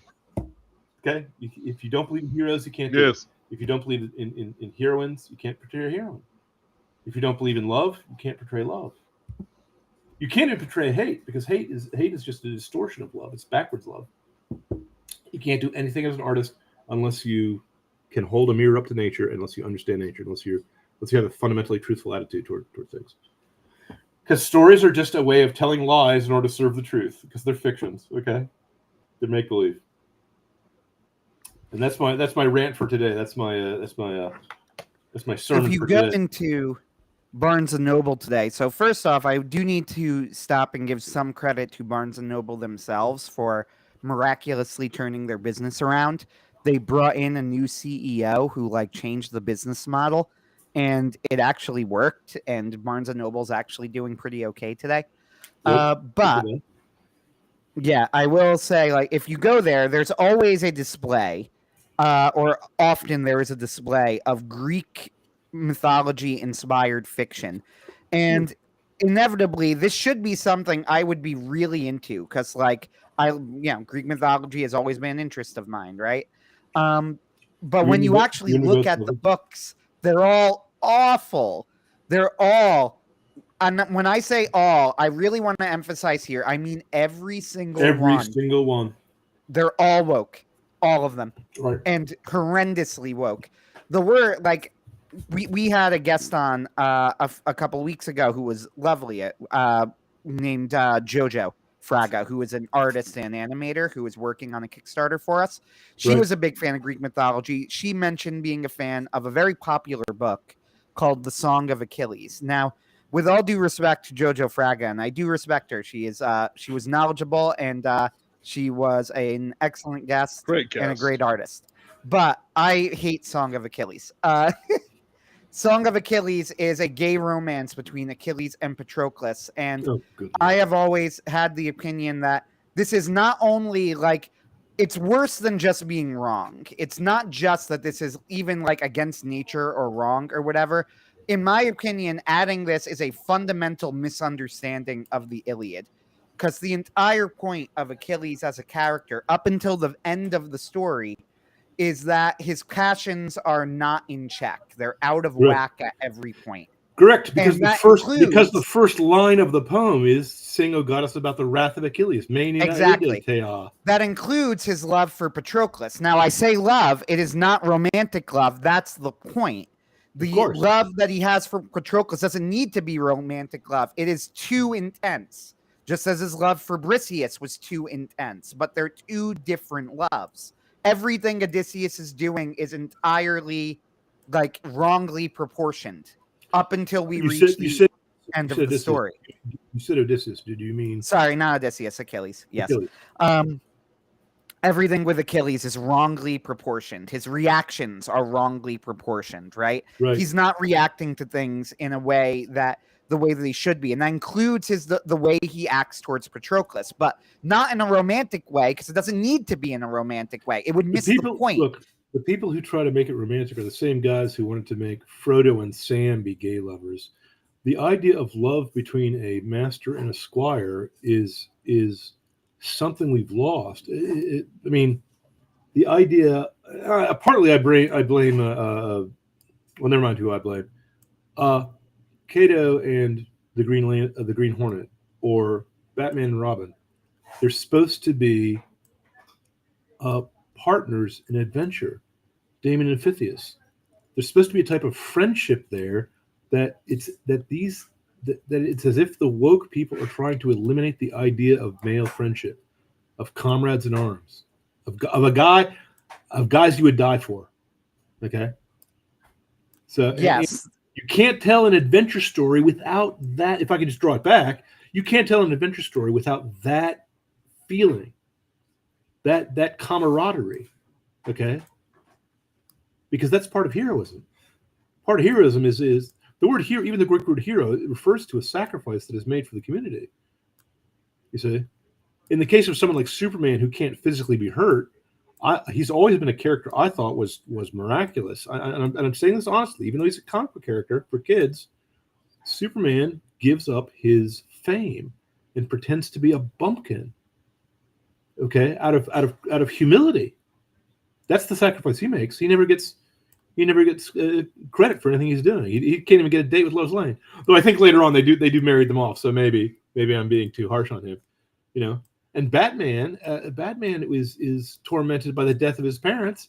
And so even these comic book characters actually have more depth to them.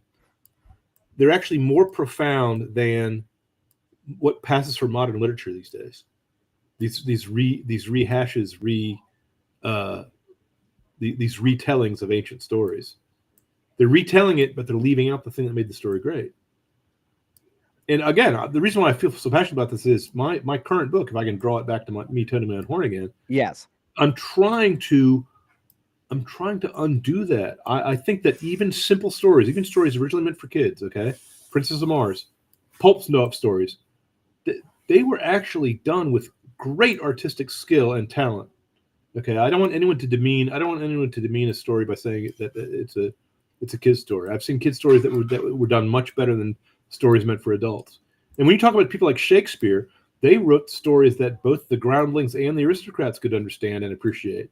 Okay, he had plenty of jokes for the yokels in the cheap seats, but he also had some stories that people are still talking about to this day, trying to figure out what they mean because they're so profound, they're so well done, they're so well ordered and so well put together. You could study Dante for 100 years and still not get everything out of that book that man put in. Okay, just in terms of the complexity of the orchestrated architecture of how the cantos fit together. Not to mention just discussing the architecture of hell and why certain sins are put in certain places and certain punishments in certain ways, you know. And the beauty of things like the Paradiso and the Purgatorio, or just the wonder of the war in heaven described by Milton. Science fiction all has these things in its background. These are in our DNA.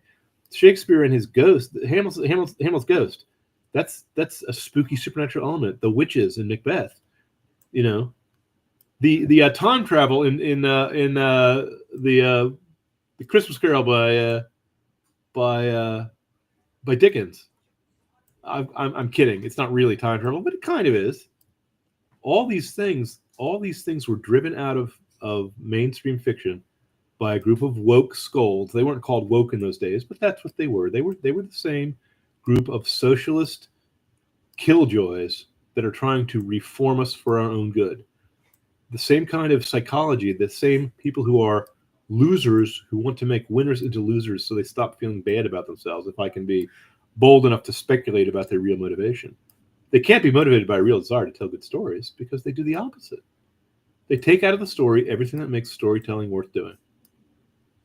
And we got to stop it. Not just me. I can't do it by myself. You guys got to spend your money on my books, or someone, or not. It doesn't have to be me, but it's got to be someone. It's got to be someone that we've got to put a stop to this. We have a culture to save.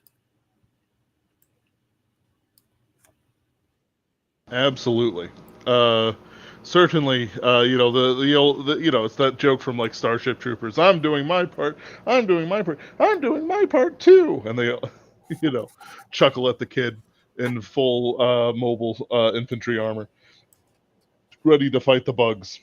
Of course, I take an even more extremist approach to continue the Starship Troopers. Where I personally go, I'm from Rabid Puppies, and I say kill them all. And it's very much like that. Because I've seen them in person, been to the cons, stood next to certain individuals, and I understand that they are as made in God's image as mine, but the abuse they've put that image through fills me with a kind of heavy-set people like me, by which I mean grossly overweight people like me. We just have more of God's image, so I feel pity for them because I realize that, like me, they obviously lack all self-control. So, but I mean that's fair. We have to certainly nuke them from orbit in terms of the culture wars, because there are children who aren't getting a healthy diet of they don't know how men and women are supposed to act to each other, like on a date, because they've never seen anything. They've never seen a female character. They've never seen anyone feminine. They've never seen a masculine man. All they get is like rap lyrics. They don't. Entertainment is partly meant as an educational aid to teach our children. These epic poems are supposed to serve as examples to ancient peoples as to how to behave in war and to learn what the grief of mankind was. I mean, these ancient epics are all actually quite melancholy. Even glorious Achilles, even Achilles, the swiftest of men, he had a hard life and he died. He died miserably, shot by a coward from behind in the heel. That part's not in the Iliad. That's in later parts of the stories. But yes, we have to tell them real stories, even stories that are meant, like mine is, to be lighthearted entertainment. Have to be honest about what goes on, and wokeness is fundamentally dishonest about everything. And I say everything advisedly. There's actually something in the psychology and in the philosophy of wokeness that treats the world as if the entire world is a conspiracy of oppressors against the oppressed class. And which oppressed class it is changes from day to day, okay? But it always has one thing in common. It's always irreligious. It's always secular. It's always ungodly.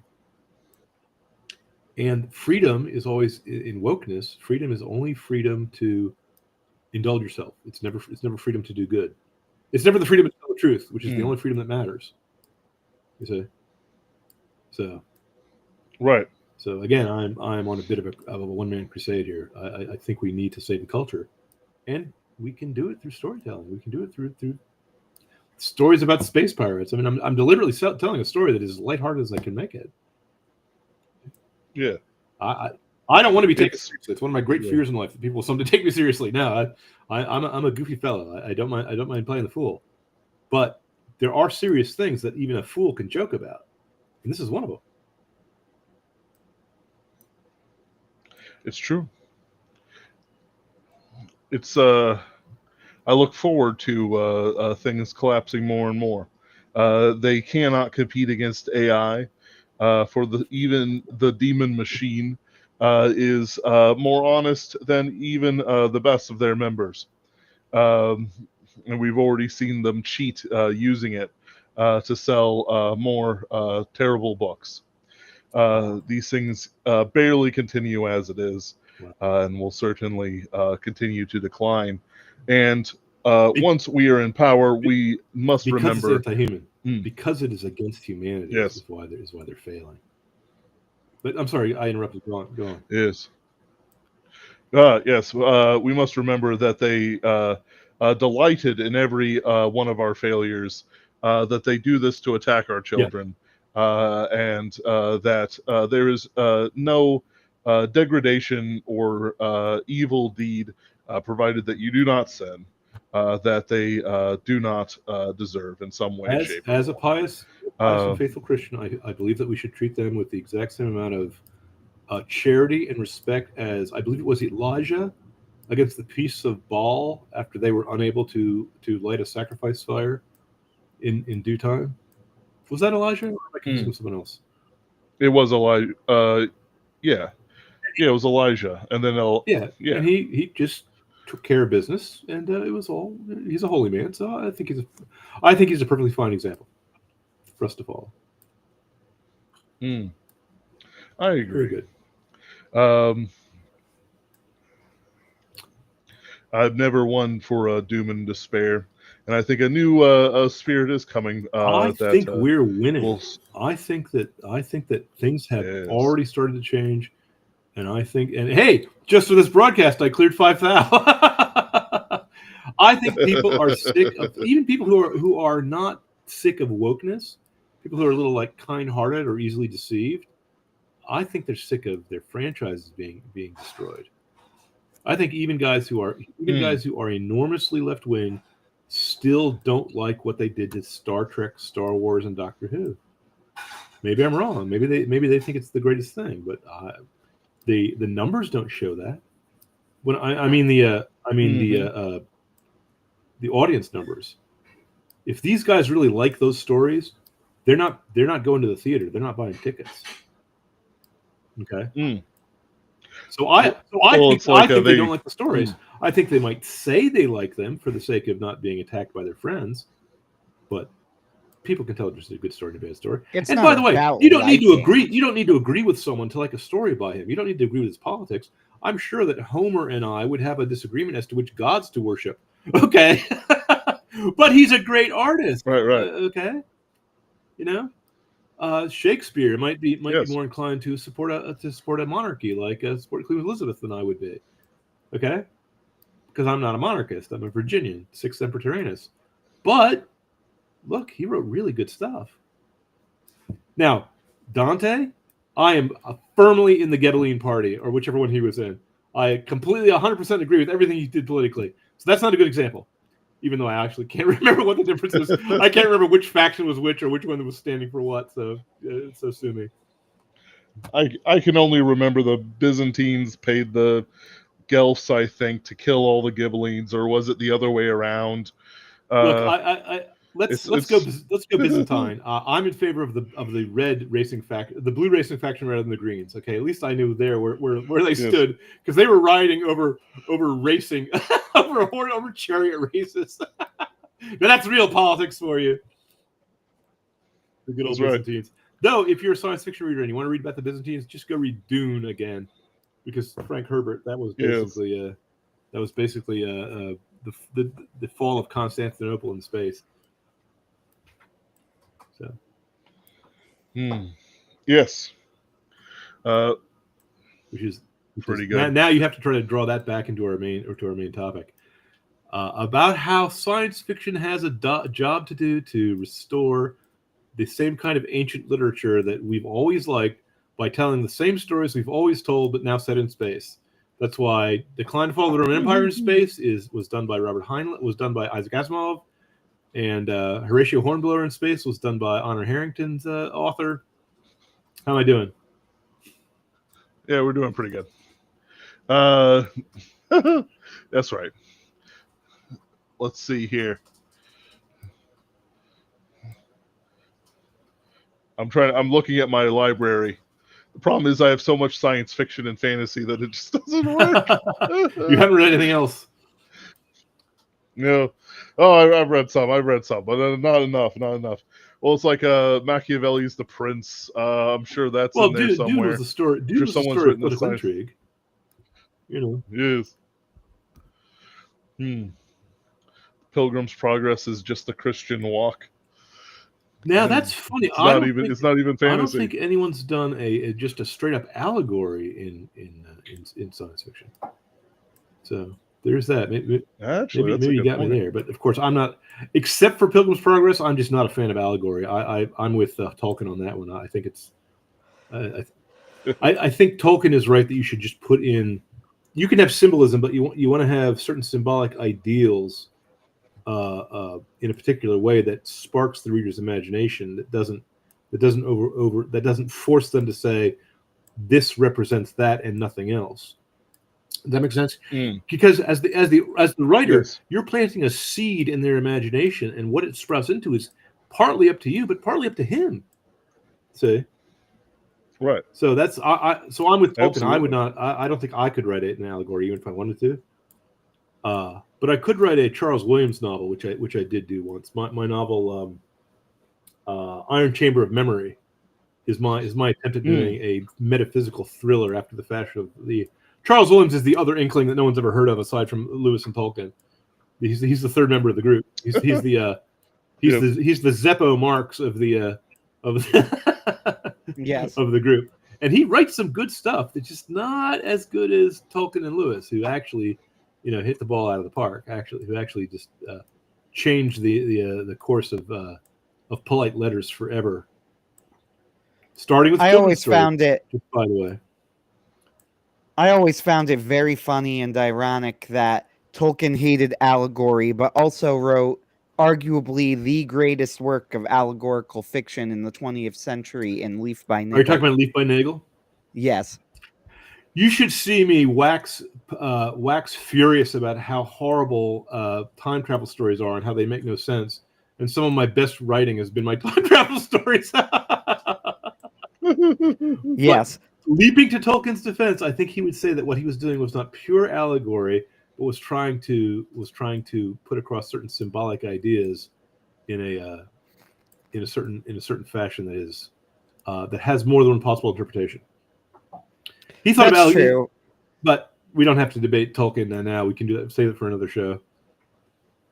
Fair enough. We will. This is no criticism of Leaf by Niggle. I consider it one of the best short stories of the 20th century. Well, not only that, I knew exactly which story you were talking about.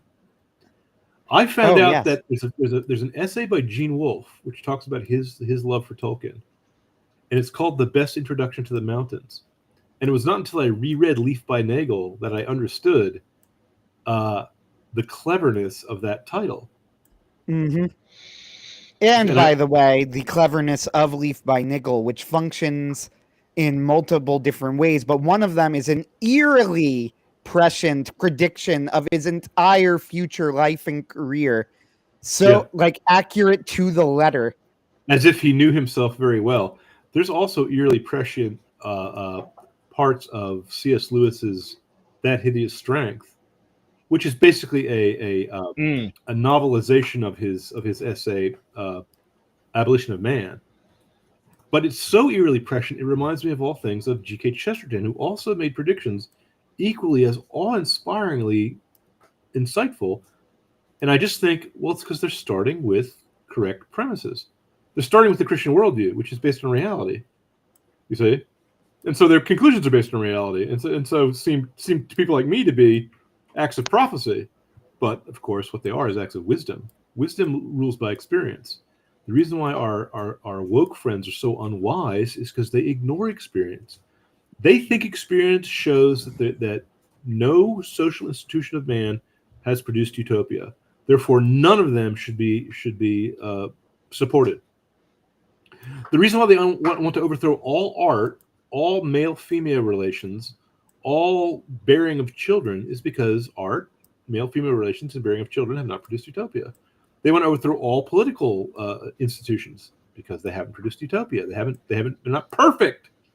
And when you're young and foolish, only perfection will do. You're not willing to settle for this is the best mankind has to offer. You're not willing to settle for living in a valley of tears like the pious Christian is willing to. You see what I'm saying? Where I'm going with this? So C.S. Lewis, when he writes about how science is going to be used as a bludgeon, and bogus science too, if you actually read between the lines, Lewis is not a saboteur, not a member of the Ned Ludd Society. He's not a Luddite, but he sees how things can be. Anything you worship turns into an idol, and if you worship science, like Marx did, Marx claimed his religious visions of a utopia that would emerge after the violent overthrow of all social institutions was scientifically based, rather than being a cheap knockoff and a rehashed reworking of the Book of the Apocalypse. He just rewrote John, okay, is what Marx did, and pretended it was economics. So bogus.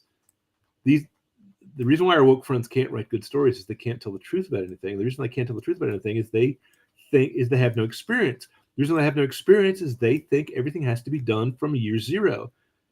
Everything's been tried and everything has failed, so they have to try something based on theory, not based on experience, not based on fact, not based on the way real human beings act, men and women. Okay? Haven't you noticed that all their characters don't act like humans? No one in the show Picard actually had a normal human reaction. I shouldn't say that. I haven't watched every show Picard. So that's maybe a little unfair of me. I could believe it. It's a little unfair of me, but so pick some other show as the example, but not that one because I can't speak with authority on that one because I didn't watch it because it was terrible. So, well, it certainly deserves not being watched, I think. I have found myself fascinated as an observer by the Doctor Who debacle because I have not watched a single episode of Doctor Who, and I'm just not particularly interested in it. But I am interested in commentary on it because what they've done to it so fascinates me because I'm just watching going, but why though? Let me interrupt. Like, Have you never watched Doctor Who in your life, or none of them? Or do you just mean you just didn't watch these recent ones? no, I've never watched it. I've never seen an episode of Doctor Who. Just clips. So you don't even know what it is they're ruining. You don't even have childhood memories of the. No, I know the premise of Doctor Who quite well. I also know what it's about. He's a regenerating alien. That's how they reuse the actors, and there's all these adventures going over many years and whatever. Different. What fascinates me is I will see the actors playing. If I may. For Pete's sake, Anthony. For Pete's sake. It's different if this is a character that you have loved since you were 7 years old. Okay? Oh, yes. Your intellectual appreciation of what they're doing is going to fall far short of the horrible, horrible reality. Now, I'm saying you're wrong. I'm not saying you can't appreciate it, but you're not going to feel it the way I do. These guys personally offend me. Now, and you're right. Absolutely right. And you're correct about what they're doing and about what they're doing wrong. I mean, you're intellectually, you can see any man of common sense can see what they're doing and why they're doing it. So nothing against you for having not seen it. That's fine. But it is the closest thing. I mean, if art were a religion, it would be a blasphemy what they're doing. The only thing that I can think of that's more blasphemous is if you were to redo Animal Farm by George Orwell and make it about Trump. But no one would ever do something so absurd and insane that would be ridiculous. Who would ever do something like that? Who could ever do such a thing as that? Makes absolutely no sense. Can we bring back the death penalty for artistic miscagination? Yeah, we should. But I don't know. What fascinates me, I might end up on the wrong side of the pike staff if we did that. So. True. What fascinates me is seeing the actors who play the new Doctors talking about it and seeing them say things like, "Yeah, I've never watched the show before. Like, I wanted to give a new take. That was the point." And I'm like, I don't understand. Like, imagine I'm cast just for a moment. Pretend that I'm cast as the Doctor. The first thing I would do. You wouldn't be worse than who they did cast, because at least no, I wouldn't be. But the first thing, literally the first thing I would do is get out a notebook, get a collection of every episode, and take notes on every single episode of the show in order to, like, with a list of traits that I need to portray and lore notes. Like, you're not a fan, so you don't know why you can't. Not all the episodes still exist. It's been on the show for so long that the early shows existed at a period of time, but they did not keep those things on record. Yeah, I actually am aware of this fun fact somehow. This has appeared in but the point is, I would like. Yeah. I don't understand how somebody could be a new Doctor and actively avoid watching a show with decades of history with continuity. I have a theory about the psychology of wokeness, which I just described. They hate the past because they think nothing has been. They think everything has been tried and nothing has worked. You see, they think that we have failed the promise of utopia. And so the past has no interest to them. They don't believe in wisdom. They don't believe you can learn things through experience. They believe that they are smart enough not to need experience, that they can figure it out beforehand by abstract theory. That's why none of their theories make sense. They're never checked against reality. These guys are mystics. They pretend to be intellectuals, but they operate by emotion. And the emotion is disgust. The emotion is disdain for the past. So it's true. Like, I'm watching they brought Russell T Davies back, and everybody cheered, and they're like, "Finally, he's gonna save the show." And I immediately was like, "Oh no, they don't understand what's going on, do they?" He's the guy who put it in the toilet to begin with. I mean, I do like him. I do like some of his work, but he's the one who started introducing. He's the one who started introducing woke elements like alien planets where they have gay marriage, or horses that, I mean, as a joke at first, a little touches here and there, but there'd be a little leftist sucker punch in every episode, and after a while, I got really tired of it, and I bailed out of Doctor Who during the Angry Scottish Doctor, who I kind of liked. I mean, I would have been willing to give him more of a chance if the scripts had been any good, But for the reasons we've talked about, the writing, the actual technical ability to write and tell a story, diminishes if you're trying to portray a worldview that is fundamentally false. If your worldview says that everything in life is oppression, and that people are born guilty, you believe a worldview that is fundamentally not dramatic and therefore not interesting to tell a story about.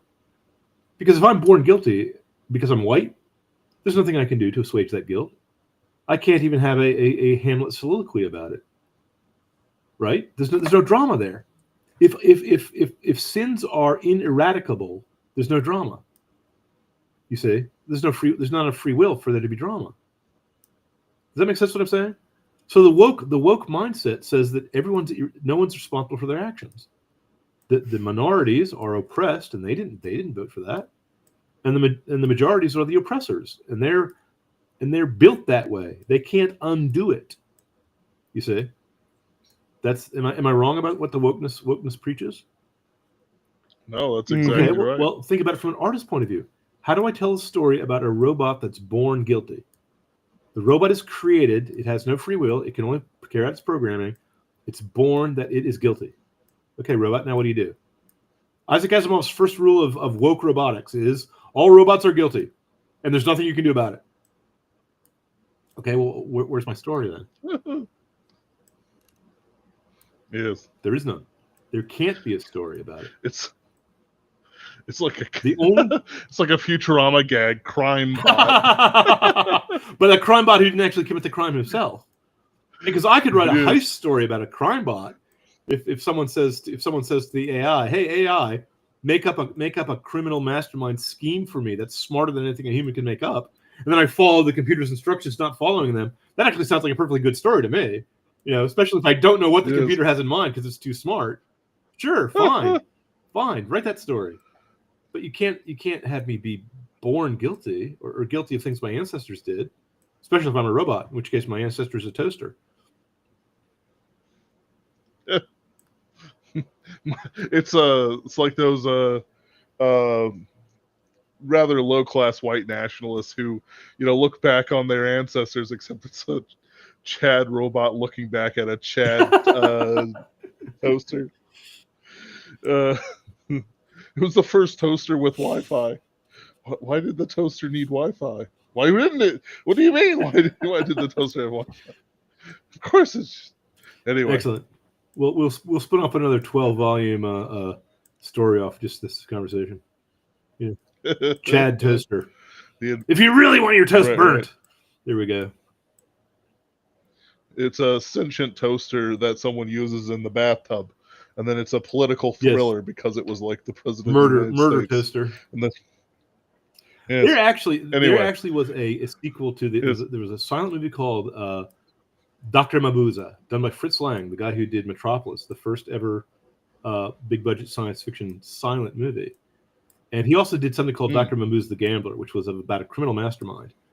And he did a sequel. This was a talkie later. He did a sequel to it called The Testament of Dr. Mabuse, where Dr. Mabuse has gone insane and is in the asylum and has died. But someone comes his notebooks and finds out the plans he made, the schemes he made for unsolvable perfect crimes, and starts to carry it out.